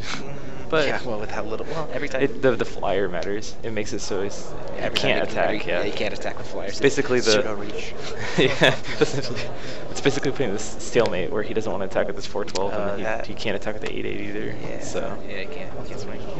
but if he has the blood-sucking Darkblade Harvest is in his hand, though. I think he casts. to get the or the blood-sucking vampire to get the +2 damage to each person, then all of a sudden that dark elf becomes insane. Yeah. I think he might have. I mean, he plays it in the deck, so. I'm kind of okay. Oh. It's a 10/10, sideboard right? card. It is, but Yeah. sideboarded in the seal of. Sealing targets to of RFU yeah. the vicious. 8 damage going in. Yep. Strong play. Good sideboard card. Very good play, yeah. It's the first time we've gotten to see that all GP, but oh, Breach gonna take 2.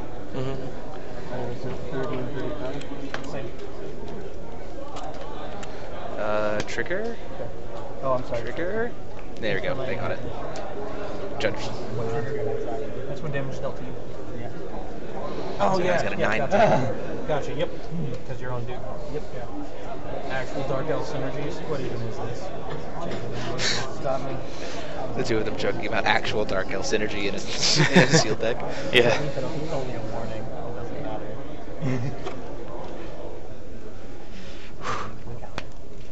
I would. That was like love. That was hours. I think I did it. So, Brandon's in a pretty good board state here. Right ahead. The aerial Here's a 612 vanilla. lifelink Liger, and actually gets killed. Yeah. Or bounced back to his hand with the Aqua Rifle Mermaid. Yep. There's no way it doesn't. At least he has a nice. He has quite a few removal spells in his hand, Brandon does. But Frank does keep Brandon from attacking with the 9-9 because he can block with the 612 and then ping it with the bird. Yeah, so I still think if he has. I'm trying to see exactly.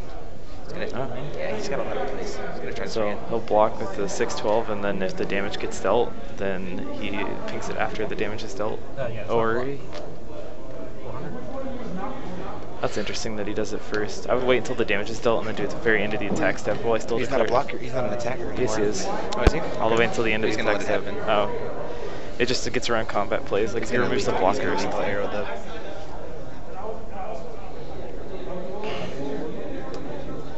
Yeah.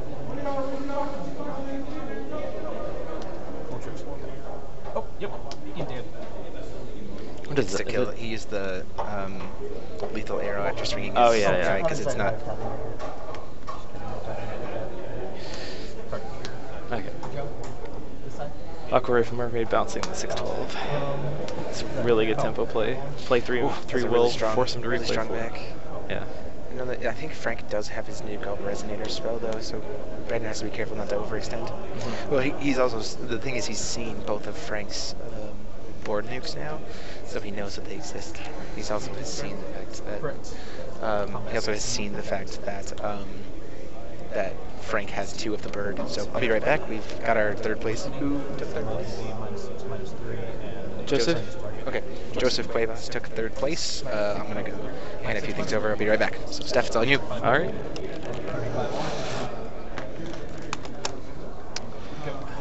Yeah, so that means Joseph Cuevas gets the bronze Rhea. But they, as I said before, because Brandon is in top 4, Zach Tufford gets his pass down invite, so Zach Tufford still has an unpaid Worlds invite.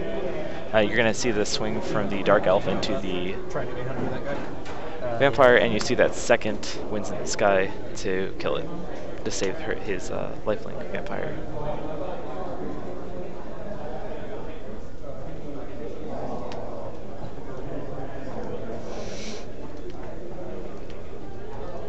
It's a really interesting field.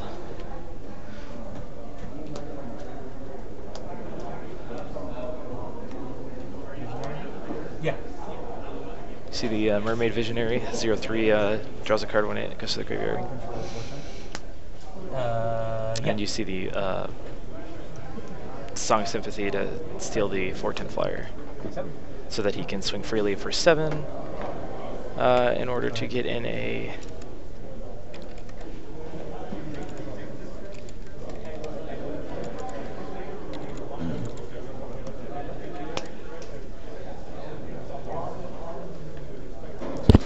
So he played the Aqua Rifle Mermaid, and then he played Song of Mermaid Visionary, and then he Song of Sympathy at his 4/10. So now, so now Brandon has the. Oh, that's really good for Brandon. Yeah. Yeah. He's just gonna ping it. He's gonna just shoot it. Yeah. Crippling Light. Just say let's just clear this board again. Yeah. But I think that's actually better for Brandon. Oh, definitely. Yeah. Better situation, forcing him to use that kill spell. You know, he stole a card from Frank. But to be honest, he did. Frank did How does he eat have up that 2 control card. How does he have? Song Sympathy. Does he have 3 win? Like, how did he bring the flyer guy back? Didn't he kill the first flyer? There's 2 flyers. Yeah. He has It looks another- like Frank has one in his hand. That's why I'm wondering. Oh. I didn't think he'd get bounced. Maybe it got bounced. Because he bounced the 612. Yeah. It's the 612 flyer. So I'm trying to look in Frank's hand. Oh, that's a different card. Sorry, Yeah. my bad. The artwork is very similar. I was like, how does he have another? Did he get 3? No, he just got 2. There's the Housefly on Brandon's side of the field and Judgmented Mefina. Yeah, it's puts Brandon's Frank's used one of his 2 board wipes. Yeah. Choose one.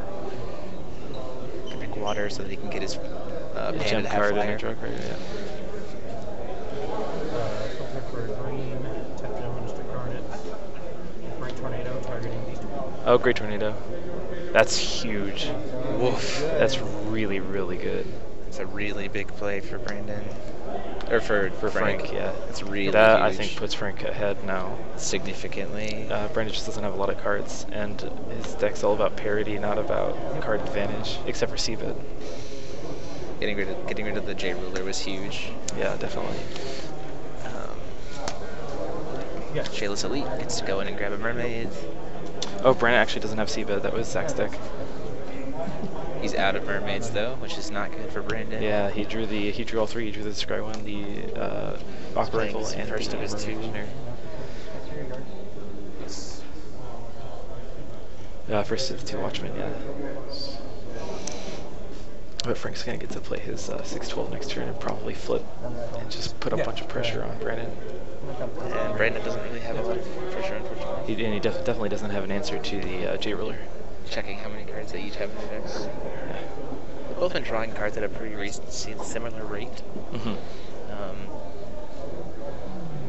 Problem is, at this point in time, Frank has a lot more cards than Brandon. He's probably going to see us go to game 3, but then Brandon's an advantage there because he's a tempo deck on the play. Yeah. They've got plenty of time. They still haven't even hit the 60-minute mark. Mm-hmm. You almost never see finals go to time in 90-minute finals. I think I've only seen it once ever, and that was in the Reflects Alice's World meta.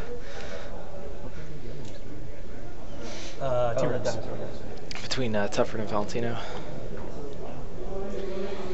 Garnet's going to try to swing in. And it's Taking the 5 damage. 23-30. I don't know why I would have done that. I would have at least tried to block.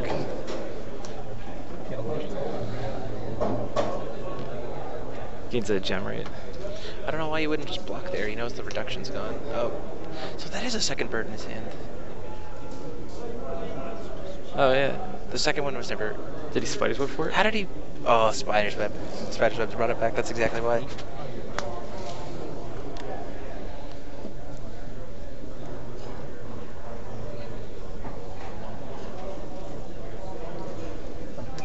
Yeah. Mega Thunderfish. Yeah, it's definitely the Spider's Web to bring it back. Brandon's down that's to a 1 really good card card. in hand. That's a and really Frank's good got a card for huge Frank to hand. draw in there. He can kill the Watchman. It's definitely interesting to see how this is all playing out. That Great Tornado play. Yeah, I told you. We just haven't seen it, but that card is incredible. He's going to play the Thunderfish. And there goes 8 damage to Thunderfish. He doesn't get the bounce, does he? It's only when it's raining. And it's on Frank's turn. And Mefina's dead. Yeah, 1 Pretty second. positive that does not work. Or maybe it's I think it might be the attack bonus. No, that's only Thunderstorm. It's rain is on trigger. I played with this card at Worlds, so. Card, I will gain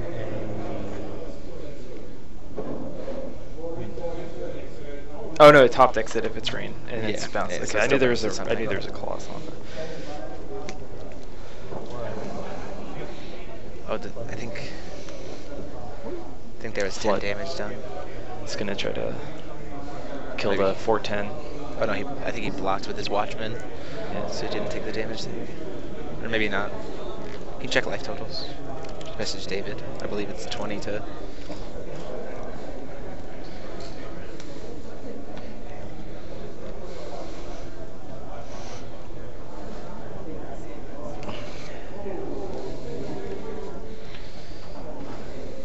Gonna find out, checking his confirm what discard life pile totals are. to We got a little bit of a time. I'll see check his discard pile. Yeah. what is resources he's already used. I mean, he's used most of his big bombs, unfortunately. He's just trying to, he's got to just close that game just a little bit. Maybe he's trying to see if he can get that pressure in like he's done before. Might have double optional possession. That'd be pretty huge here. Not having any time pressure is really nice. Being able to just say, okay, let's just play out this game even if I feel like I'm in a bad position, and then... Did you message him too? Message what? Yeah, like totals. Did you message David? No, I thought you just did. He's going to kill the J-Roller. There's sort of that's a huge play. Oh my gosh. And he's going to get to bring back his other bird again.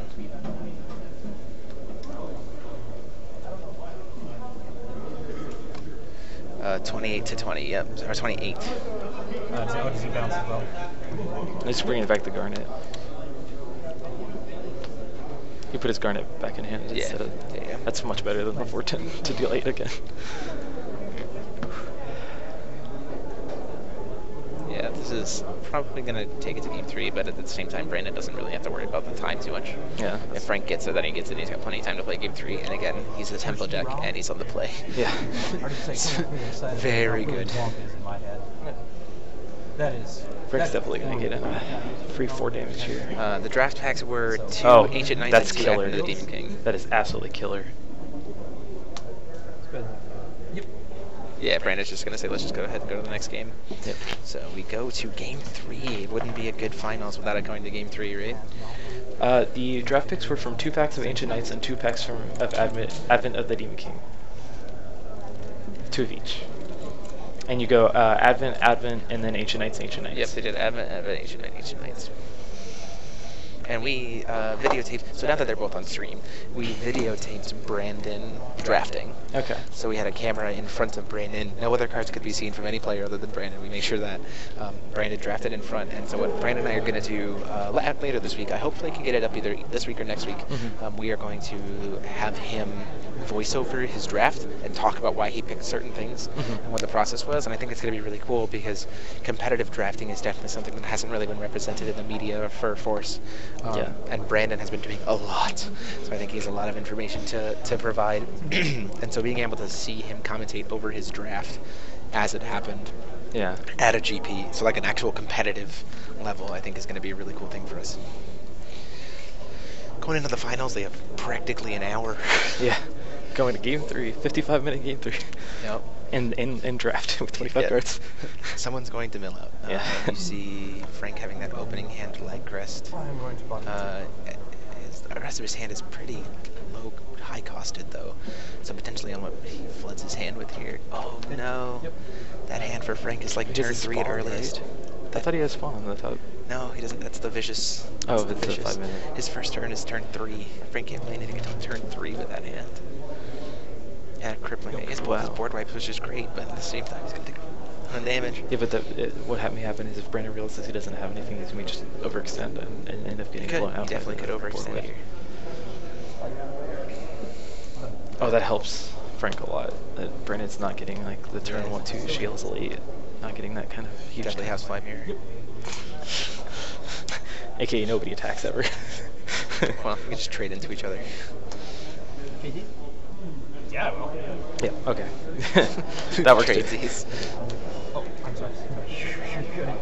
Make it thunder perspective. Yep. Frank getting a little bit hasty on that draw card there. Take a breath. Got plenty of time. Thunderfish coming out is pretty nice. Rabbit. And there's the rabbit. It's a westerly rabbit. Good, That's really nice trade. Bounced, though. It's probably going to bounce with the mermaid. Aqua Rifle, get that 8 damage in. I didn't see any blue in his Annex over the key. Yeah, he does have it. Pulled into it. 8 damage. That's a large chunk of damage for Frank. Brandon.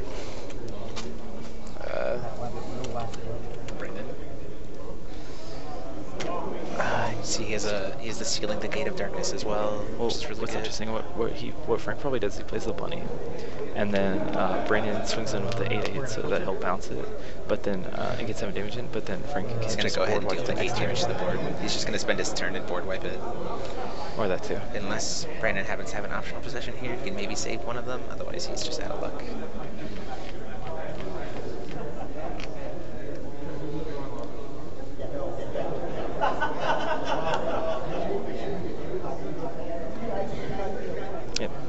well. So Frank spends his turn.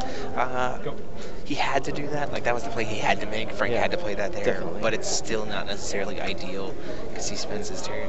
He does all kinds of things. He does Lackey. He does in the local store. He does.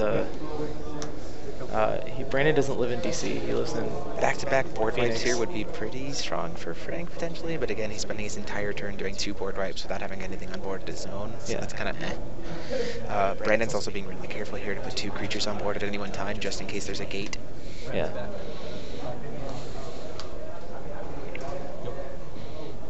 I imagine that Stealing the Gate of Darkness probably comes in at the Vampire.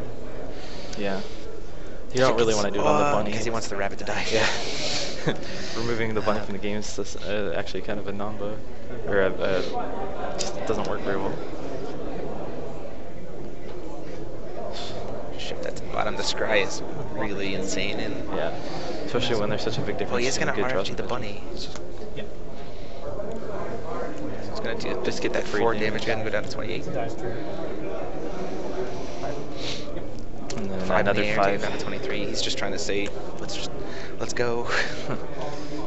See if you can deal with me beforehand. Put as much pressure as I can. Though if He does if have a Frank, keys call. does Frank have a magic crest? What? Does Frank have a magic crest of light? No, he does. He does? In hand? He does, but he can cancel the automatic trigger. No, he can't. Not a Oh, it's magic not crest like of resonators.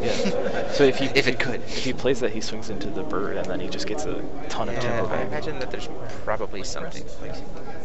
Nope. Yeah, so he knows that the life So he's gets. just going to swing into the bird. He's going to save a ton of damage from the bird. He's going to gain 9 off the...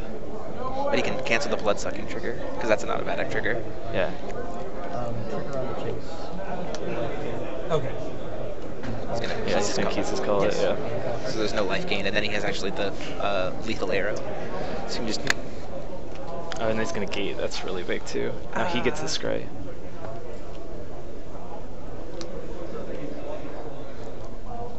Esther. Lethal arrows gets the lifelink on board. I still think Brandon's kind of ahead here. It depends. I think they've about the same amount of cards. Frank can deal with anything It's that Brandon definitely plays. it's definitely a good back and forth for sure. Sure, yeah. I mean, either He's either got both of his are. gates.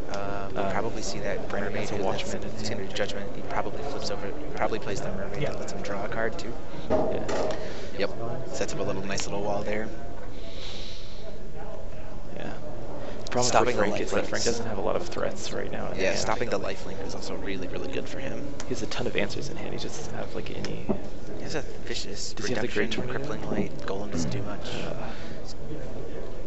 Yeah, his hand is. He needs to kind get of- into that Great Tornado. That would help him a And he ton in needs, this he needs to situation. definitely get into that Great Tornado.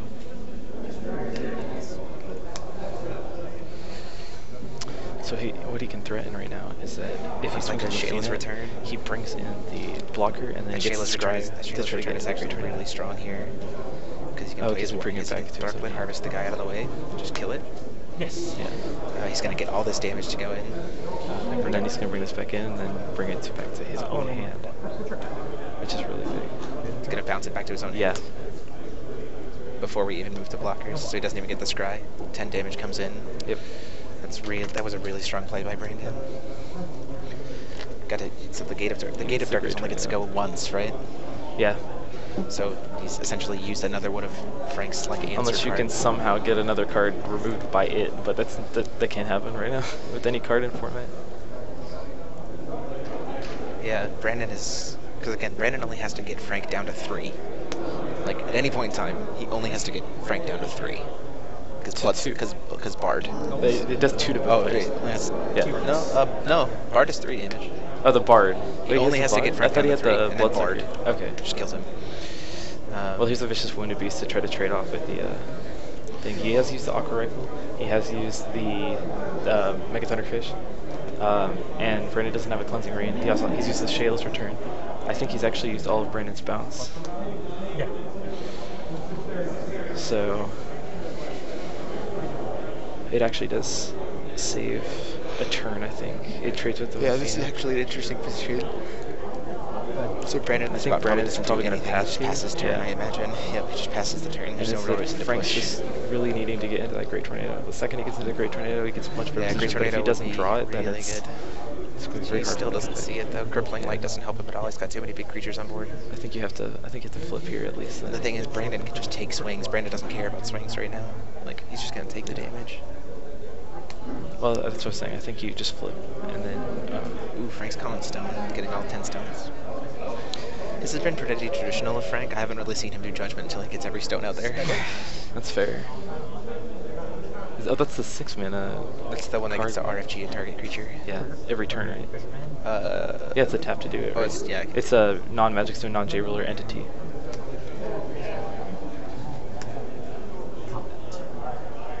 Oh, well, it might be there might be a cost. He's gonna take the 10. Go down to 30.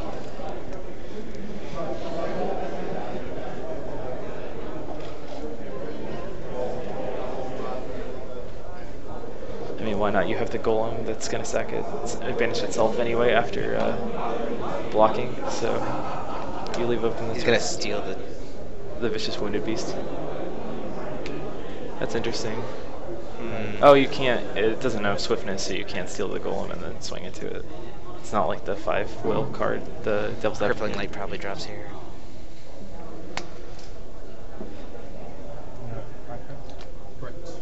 Yeah, I imagine the Crippling Light possibly gets played. Oh, the pigs. Yep. Just buys Frank some time. The second he gets the Great Tornado, it kind of turns around the game, but I think he's just trying to dig into it.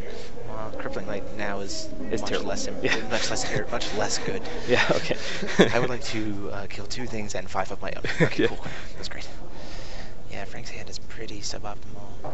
But he He does have that filter, which is gonna Do you draw remember what the card's called? The 6-will one?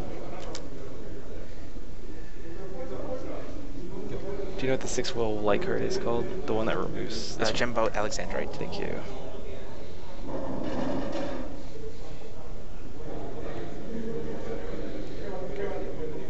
Oh, you have to banish 3 gems. That's what it is. I knew there wasn't a... Yeah. There's it's not that great. He can make 3 gems, can he, in the whole deck?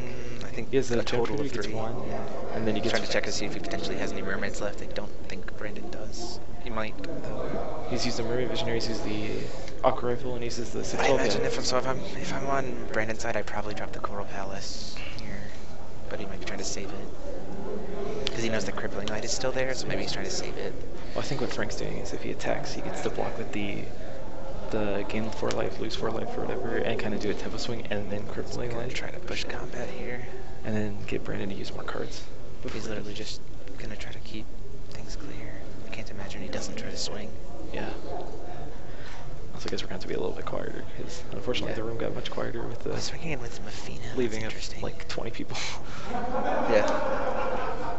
I would probably swing in with the Vicious first. I think would probably be the better play. I agree. Because then he can keep his J-Ruler. Oh, but no swings. Just gonna pass.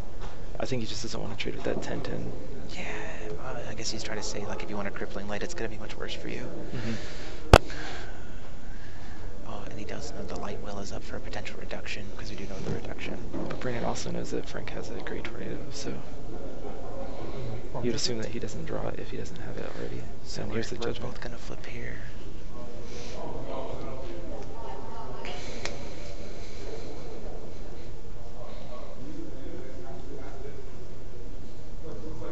Let's go swing for the life game. He's thinking about how he wants to swing here. Both of them are actually in a position where, like, swinging is really awkward. Yeah, just awkward. Because Brandon can draw cards if he just chooses to block. Yeah. Has Brandon used his waterfowl this game? He did. You mean Flood? No, waterfowl, the bird. Yes, he has played Waterfowl. Okay, because Brandon only has 1. Zach had 2. Because flyers would make this so much easier. Brandon has 7 cards left in deck. Frank has 8. That's important. And that may be what Frank's doing. He knows Brandon, well, he assumes Brandon doesn't have a board wipe. He hasn't seen it yet in 2 games. So. He's seen the Crippling Light. No, Brandon. I'm saying he hasn't seen one from Brandon. Oh, yeah, right. Yeah. So, like, as far as Frank's concerned. Frank's going to gain a little bit of life, get that pig off board, go up to 17. Yeah. So, as far as Frank's concerned, he's just thinking, okay, I can just overextend to all I want, and then I've used most of Brandon's threats. I've used the Song of Sympathy, Right. I've used the Mega Thunderfish. So he's sealing the Gates of Darkness.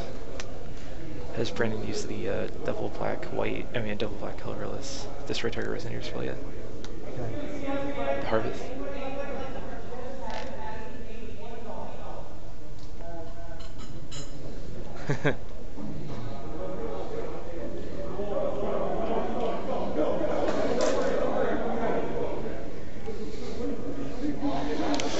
There's an idol.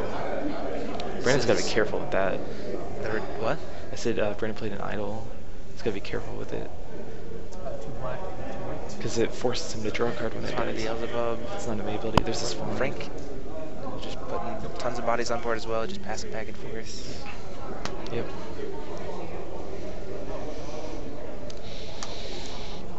So Frank's probably just setting up a wall saying, you're going to draw fewer cards. I'm going to draw fewer cards than you. Maybe I can just deck you out to win. Yep. That's the thing. He hasn't seen a board wipe yet, and he's seen a lot of the removal gone. So there's the Dark Elf and Murky Grove. Let's ping some damage down. And here's the thing. So once Brandon starts actually swinging to try to get damage through, once Brandon starts swinging to try to get damage through and getting enough of Frank's board off, Frank just crippling lights.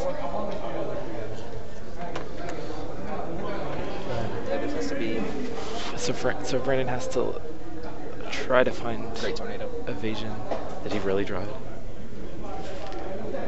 He probably just hard casts it. You don't want to make anything vulnerable to being swung into. Brandon has a lot of things still. 2, 3. What's awkward about it is that you don't want to kill. Is it Great Tornado destroys, right? Yeah. So you do not want to kill the Vicious Wounded Beast, because if you give him 2 mystery counters, he can use the Harvest to do damage to you equal to your Resonator's attack, and that might be enough to push him. Kills when it enters. Oh, it's not a die trigger? Okay. Actually, no, sorry. Ruler and Spawn. Ruler and Spawn. He's killing Spawn of Beelzebub. The counters here. He's killing his own Beelzebub. What? What?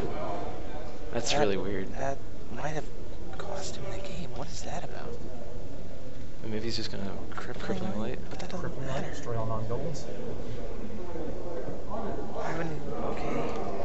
It's kind of strange. That feels real weird. Like, Brandon still has a lot of answers left in his deck. Yeah. Like, he has a lot of bodies. Well, he has the J-Roller though. So. He has the J-Roll, that's fine. And he has the Oh, Golem. he has the Golem. That's going to die at the end of the turn. Yeah. Put him down to 4. Yeah. Wait, that's what it's a golem. Oh. Yeah, because it's non-Golem. Gem Yeah. Trader. It'll let you. And then the Golem dies. It will end a turn. Oh, Yes. Laser beam rampage. Brandon's definitely not out of this game by any means per se, but like now sitting at 400 life is like, ooh. He does have his It's Guardian. a 3/3, right? The Gem Trader? Yeah, the Gem Trader is 3/3. He's got the Coral Palace, which is great, and he's got a lot of. There's the Shales Elite to Field Search. But he gets to see exactly what cards are left in deck just to make sure he remembers correctly.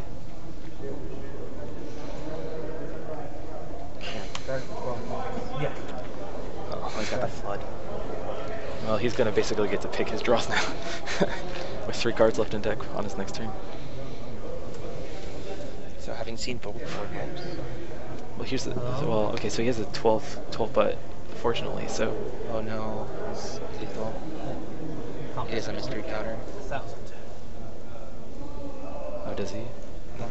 Well, I mean, he has a sword. Doesn't matter, he's the sword. Oh, that's what I'm saying, he does have the sword. Okay. Move a mystery counter to awaken Sword of the Moon to part of the house.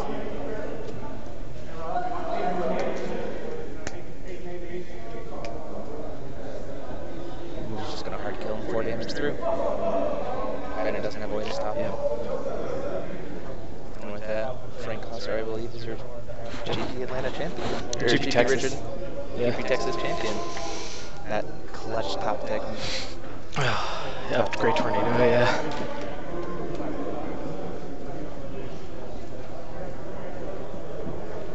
Brandon's no way still to thinking about it, but... Oh, he's going to try to draw a card. Just so I'm clear, he decides the color when it resolves, right? Oh, he's saying, what will do you want? Okay, I didn't know. Resolves Yeah. and then to I didn't know if he had to declare the color he was choosing before he drew, because the draw is a trigger that'll happen before the draw would happen. Oh, the spider's web. Sure. It gives it minus what? 6 minus 4. That's still 4 damage, isn't Still lethal. He must be wrong on light totals? it? Yeah, maybe. Okay. Attack for 3. Yeah. Why would he? Oh, does he have another one? Oh, reduction. Pass. Oh, goodness. So we must be a little bit off on light totals. Just don't exactly know what happened there. Yeah. Brennan has 2 cards left in deck. Yeah. He already used the one that does 2 to both players, right? Yeah, he did, because Frank, that pushed him from 17 to 15. Angler Panda? Yeah. Here's an Angler Panda. He just swings with both and wins, right? He does have the flood. It's true. Attack for 3. I'm sorry, going to combat. Yeah. Well, these two. There's the flood. And then swing for 10, eat the blocker. I think he has his Master of the Sky. Attempt to Master of the Sky. That's what I think. You can pump it twice though. It's going to be a trade. Oh goodness. Sure. Yeah. And then it's Trades. empty hand for Brandon, right? With 2 cards left in hand. Pass. No, that was like that was his last card, man. Yeah, I'm saying like 2 cards left in deck. Oh, deck, yeah. I think he sees the match there. Frank Klosser is your Richardson champion. We're going to get him over here in a little bit, and we'll have you want to interview your teammate? Yes, please. Okay, I'll get him over here. We'll get him on stream. So we'll get him over here. Congrats to Frank for sure. Frank got it. And yeah, so here we go. I'll go get Frank, and you can talk to your teammate about how awesome things have. Things went. Oh. Well, yeah, no, I'm going to talk. I promise. No, I'm actually super proud of both players. I think that Brandon's draft pool was insane, and obviously he's extremely skilled at drafting. He is very good at reading other people's draft picks. As Jeremy said earlier, he was originally not even in black, and he identified that it was open and was able to move into it midway through the draft and actually get a lot of these really good cards that kind of helped him through top 8. And remember that he is a 2-color deck, so he even splitting into black mid draft, he still was able to do 2 colors. So he, as I said, he's a very skilled drafter. He's very and then I mean that's most of what draft is making sure that you have the your pool in such a way that you can build an optimal deck. I mean, a big mistake a lot of people make is they hate draft excessively, and it ends up pushing you into 3 colors when it's a lot harder when you're inconsistent with 3 colors to beat somebody who is consistently with 2 colors that are all synergistic, even if they don't hate draft. So, and as you saw, both of the finals players were basically 2 colors, except for, you know, obviously they'll use cards for their limited counters. But all right, we got our GP Richardson champion, Frank Klosser here from Team R&D, taking down the tournament. Got our paid invite to Worlds. How you feeling? I am tired, but there's a wave of going crazy going on as soon as Brandon's not around for it to be unsporting. Yeah. Well, I definitely appreciate it not being like super excited at the table, but I know you've worked really, really hard for this tournament. I can tell you that this dude has been lighting up our group chat for our team constantly for the last several weeks. Do you have any idea how fun the sealed format is? It is insane. That's what I was saying. I'm really hoping people go to Denver because of how fun this sealed tournament is. I really hope they bring back sealed next round. Denver will be next format. Oh yeah, but Denver. Oh yeah. But I mean like the game in sealed is fun. When is Denver? End of June. It's going to be 3R4, 3R3. Oh man, we're all the way to. Yeah, Ooh. It's very end of June. It's the last tournament of the 6 that we have scheduled so far. You're saying I won't be able to just like guaranteed play I'm Will Tribal in Denver? I hope you make it. I hope you get top 8 again, Denver. But I'm really was really scared for you actually going into Game 3 because he was on the play with that tempo deck. Yup. Yeah, it was really. Especially when I saw your opening hand because you had so many 4 and 5 drops. What was like going on in your head early game? I had a couple stall cards. Like I had reduction if he was like aggressive enough that I had to worry about my life total. Okay. And the 4 and 5 drops were 2 field wipes. Yeah, that's true. Like that was yeah. Like that was why I just threw down the one that is 800 to kill 2. I was like, I'm willing to 2 for 1 with the golem thing as backup, and then start rebuilding. And then we reached the point where so then we finally got to stabilize, and we reached the point where we start to board stall, and I realize if I can just get him to tap his ruler, I can field wipe everything but my golem, crash into his ruler, and leave myself with a ruler on an empty board. But then we stalled for much longer, and Great Tornado happened. Well, I was talking about the whole time. I was like, listen, Great Tornado is like amazing here. Unfortunately, doesn't have his hand. And then every turn, I was like, if he could just draw into that Great Tornado, and then all of a sudden, boom. Oh, the amount of removal in my pool in what I drafted is insane. Oh yeah, you have 2 of the. Okay, so I was telling people about, but I'd like you to talk a little bit more about how your affinity for Master in the Sky. Okay, I did say before this event that if I win, I want my official title for winning to be Frank Klosser, Master of the Sky. It has hands down been my favorite card in this sealed format from the initial pre-release. Yeah. And pack 1, pick 1. I open a full art Master, and I'm like, yep, this is the game we're playing. Then pack 2. I don't remember what pack 2 is. Pack 3, I get past. Pack 3, I get past the 5-drop Mermaid. Oh yeah, I saw you. The Blue Mermaid. Yeah. And so I'm like, I'm not really committed to a color at this point. I have like 1 white, 1 black, and X card. And like, this is a card that's good enough that I could just play like the white stuff, have a Mermaid, and this is an unstoppable threat. And also, I don't want anyone else to have it because I know Brandon and Tufford both were like, I didn't know they were going blue at the time, but I know both of them respect how good that card is. Oh yeah. And so I'm like, it's still enough. I could go this way, and either way, I don't want someone else having it. And then 4th pack was the 4-drop field wipe for mystery counters. Yeah. Which obviously is insane. So yeah. When did you hate draft Crier Mermaid, or were you still on the maybe I could go blue? Crier Mermaid was still in the 1st pack. Oh, okay. So and that was like Crier Mermaid was the last blue card I took. Okay. Well, yeah, you have only. Oh, and you have 4. Okay. Yeah, I was just making sure because obviously that card is insane and yeah. And that was the point where I'm like, okay, I've got a it. couple things, and like I don't think I can go 3 colors, but like I can probably swing like either Master of the Sky or the Field Wiper, both worth blowing my filter counters on. So I'm like, I can still play a solid 2-color deck, have this off-color bomb, kind of like I did with Great Tornado. Yeah. And then just play with these awesome mermaids, and then just by that point we'd gone through enough packs with where they were positioned that it became apparent that blue was just gone, and that there were at least a couple players going at it hard, and so yeah. I didn't even look at any more blue cards. Okay, yeah, because I was wondering about that. I was wondering whether you had hate drafted it or actually tried to go into blue. At those the time. were both early enough that they were still like I was pretty open. Yeah, I wasn't really set in what I was doing till about the tail end of the 1st pack. Yeah. Which is why I have a few other random cards. The only exception being Portal Mages. Those were late. Those were both late draft picks, but those were picked intentionally. Like the odds are low, but we're late enough in that I'm not getting good stuff anyway, and someone could have additions I actually want to break, and they destroyed my top 4 round. Yeah. He had 2 of the elf portals and was just stalling me out forever. So game 2, I have Portal Mage just break both of them. He gets 1 elf off of. Both of them translate to a 1/1 for 2. Yeah.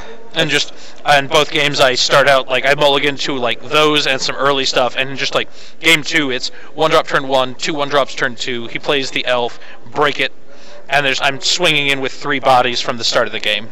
It's the most aggressive game I've played, or sorry, second most aggressive game I've played. The first most being the turn 2 5/4 vampire with counters on it. I got to curve, so for turn 3 900 lifelinker. That was I got insane. to do that twice. Yeah, it was I just like every time you had that one the Magic Crystal of Light, I was just like it gave you so much tempo every time. Yeah. I ended in top 4. I ended the last game with 63 life and had gone up to 75, I think. Wow. No, that's the wrong number because I gained 27. So I would have gone up to 77 and lost 13. So I've gone down to 64. Okay. Wow. Which is despite it being sealed or draft, is the second most life I've ever gotten to Enforce a Will. The most being obviously Doggo Beats. Oh yeah. I've gained 6,000 in a turn off that monster. Did you I mean, it's just that lifelink vampire is absolutely insane. Yeah. Because like he's a 5/4, so he's statted nicely for a 2-drop that has a really good thing. He's statted pretty aggressively. But then if you're playing defense, he's a fine chump blocker. Like he buys you essentially 2 free attacks. If you're just on straight defense, which there was more than a few times from like turn 2 play this, chump block to build up because I'm sitting on a field wipe and I want to both buy time and incentivize them to spread out. Like if I'm gaining life instead, they're like, okay, they need to start playing down while I'm empty and ahead. And like trying to lure them into committing more into one of the field wipes.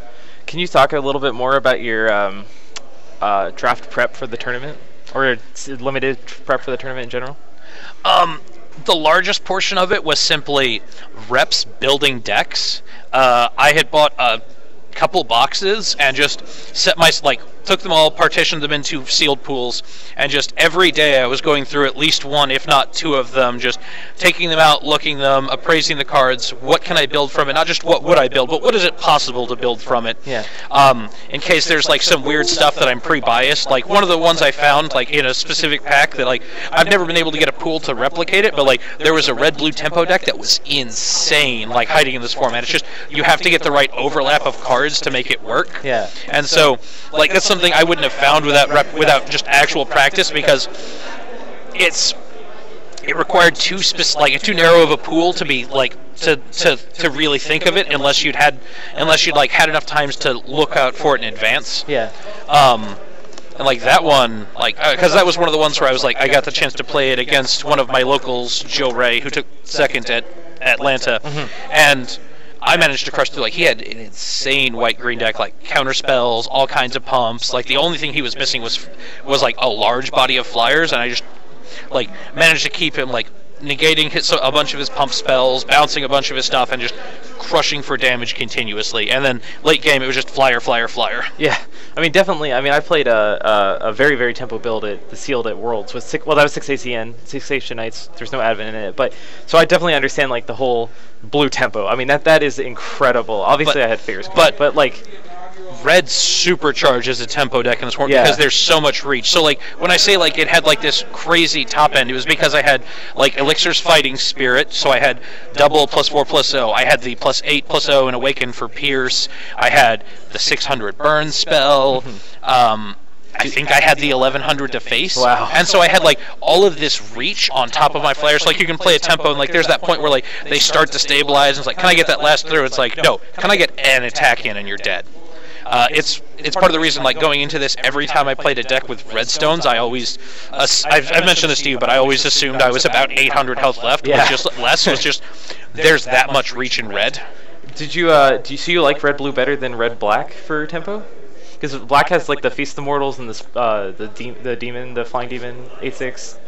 But red also has a flying demon of the same size. And when that one dies, it doesn't go to face, but it hits one of their fields. That's fair. That's fair. Like it's not quite the riddle you present with the black one. Like the black one was one of my top 5 cards yesterday, just because you could really get them to a point where you could easily get them to a point where, like, if you don't block this black one, you die. But if you block it and kill it, or you kill it on the attack, you die too. And so you had to a point where they had to continually chump. They had to force chump blocks on their own creatures. Yeah, the red one can't force that, but the tempo of like threatening air damage, while also if they kill it, they lose some of their own stuff, unless other non-air threats getting through, was still plenty good enough. And then you have access to like red had bigger flyers. I mean, Hellblaze is, I think that was in that pool, and Hellblaze is probably one of the biggest. I think he might be the biggest flyer in this format. How big is his deck? He's a 12/12. 12/12. Okay. 12/12 flyer, and I don't think there's anything that even ties him. I don't even think there's anything that's 1,000 flyer. No, there's 1,000. That was my bat dragon yesterday. Oh, okay. Because I know the 9/9 golem. He's a 1,000 flyer with lifelink. There's the 9/9 golem, and then I think there's an 8. Well, there's the 8/6 demon. Yeah. And the other one's 8/6 too, right? The red one. Yeah, they're both 8/6s. Yeah. And like part of the practice was also just like as you go through and you build, you start to see like, okay, what's my interaction look like, and you start to get a good idea of like both the ratio and what you need to keep an eye out for, like when they're just sitting there with open mana, because especially because of the way Force of Will does limit counters. they could hypothetically have any removal at any time. Yeah. And so having an idea of what's around and what you can play around really lets you make some smarter attacks. Yeah. Although I'm sure there was at least a couple misplays in that last round. I know there was a turn I left open mana. I meant to just play the knight down, and like we were stalled enough I didn't get punished for it. But there was a turn I just used less mana. In Swiss? No. Oh, you mean in the top finals? Yeah. Oh wow. There was a turn where I passed with 3 open and was like, I don't really have much to bluff at 3 at this point, because he's seen enough of my deck between the first 2 games that he's not really gonna respect 3 any more than any other number, and I just don't have it. So I should get this knight down so I can continue, maybe go wider than him on the board, and just forgot. And it ended up being the case. We stalled.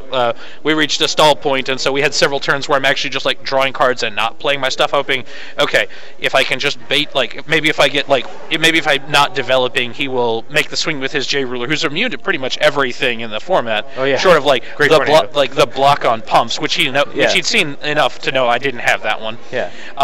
Or be confident I didn't. I was like, if he can do that, then we can make the field wipe happen. Crush with the golem and just immediately drop 3 bodies. Yeah. Or I can only drop 2 because it could be 5 and 4, so it could be a 5 and 3, 5 and 3 and 1. You can play the tempo game, and you're up on cards and decks, so you're. That was one of the other important things from practice, was figuring out the appropriate number of stones for format, because 8 will give you the most consistent colors. Yeah. But and I ran 8 yesterday because it was pretty close, and there were multiple games where I really want a 9th stone because I want to be able to judgment and play a 5-drop. Yeah. And it wasn't as big a deal in the deck yesterday, but this deck had enough beef at the top between the field wipes and stuff that I wanted a 9th stone. No, what I find interesting, you would, as far as we saw in that, it might have been different other rounds, but you seem to never want a judgment without having all of your stones out. Is that typical for how you feel about this format? No, that was a matter of tempo. So the goal the basic thing was, I wanted most of the time I was I can continue developing my board or making other plays, but I was sort of setting up for a turn where I could judgment plus field wipe to leave myself with the only board presence. Oh, with the J Ruler, yep. And it was just the case, every time, okay, if I don't have anything else, I can judgment this turn, but then I would draw, something else that was worth playing or holding up. And so you saw me judgment a random turn when I happened to have all the stones, but it was because if I didn't judgment that turn, I was playing, 2 or 3 smaller things, and I'm no, this is the turn we get, this is the appropriate timing. Okay. Yeah, I mean, that makes sense. There was actually a really interesting play when you're talking about that situation where you had the you wanted the flip and then crippling light, where I was really interested why I guess it didn't really make that much of a difference. Why did you Great Tornado your own spawn? Because if I Great Tornado his we were low enough on cards that it was possible we actually stall low enough, and so him breaking open that thing puts him 1 step closer to that. Yeah. But that was not the primary. The primary thing was that if I break both of his things, and I could have gotten it at that point, and then I crippling light, I have to put my spawn's counters on my golem and put 200 less damage on board. I forgot you had the golem. That's right. Yeah. And so it was basically where we're at with how likely we are to stall. It was more valuable to have 2 more damage and threaten danger on multiple fronts. All right. Well, this is we have to go. So, but I want to say congratulations again. Yes, congratulations, my friend. To my teammate, Team R&D, taking down GP Richardson, Frank Klosser. Yeah, congrats. Congrats. I'm so proud. Oh, I will be. So for those of you who are joining us, for those of you who watch, thank you guys so much. Until next time, this is DMO73. And 70 Shaw. Master of the Sky. Sorry, DMO73. 70 Shaw. Master of the Sky. Frank Klosser.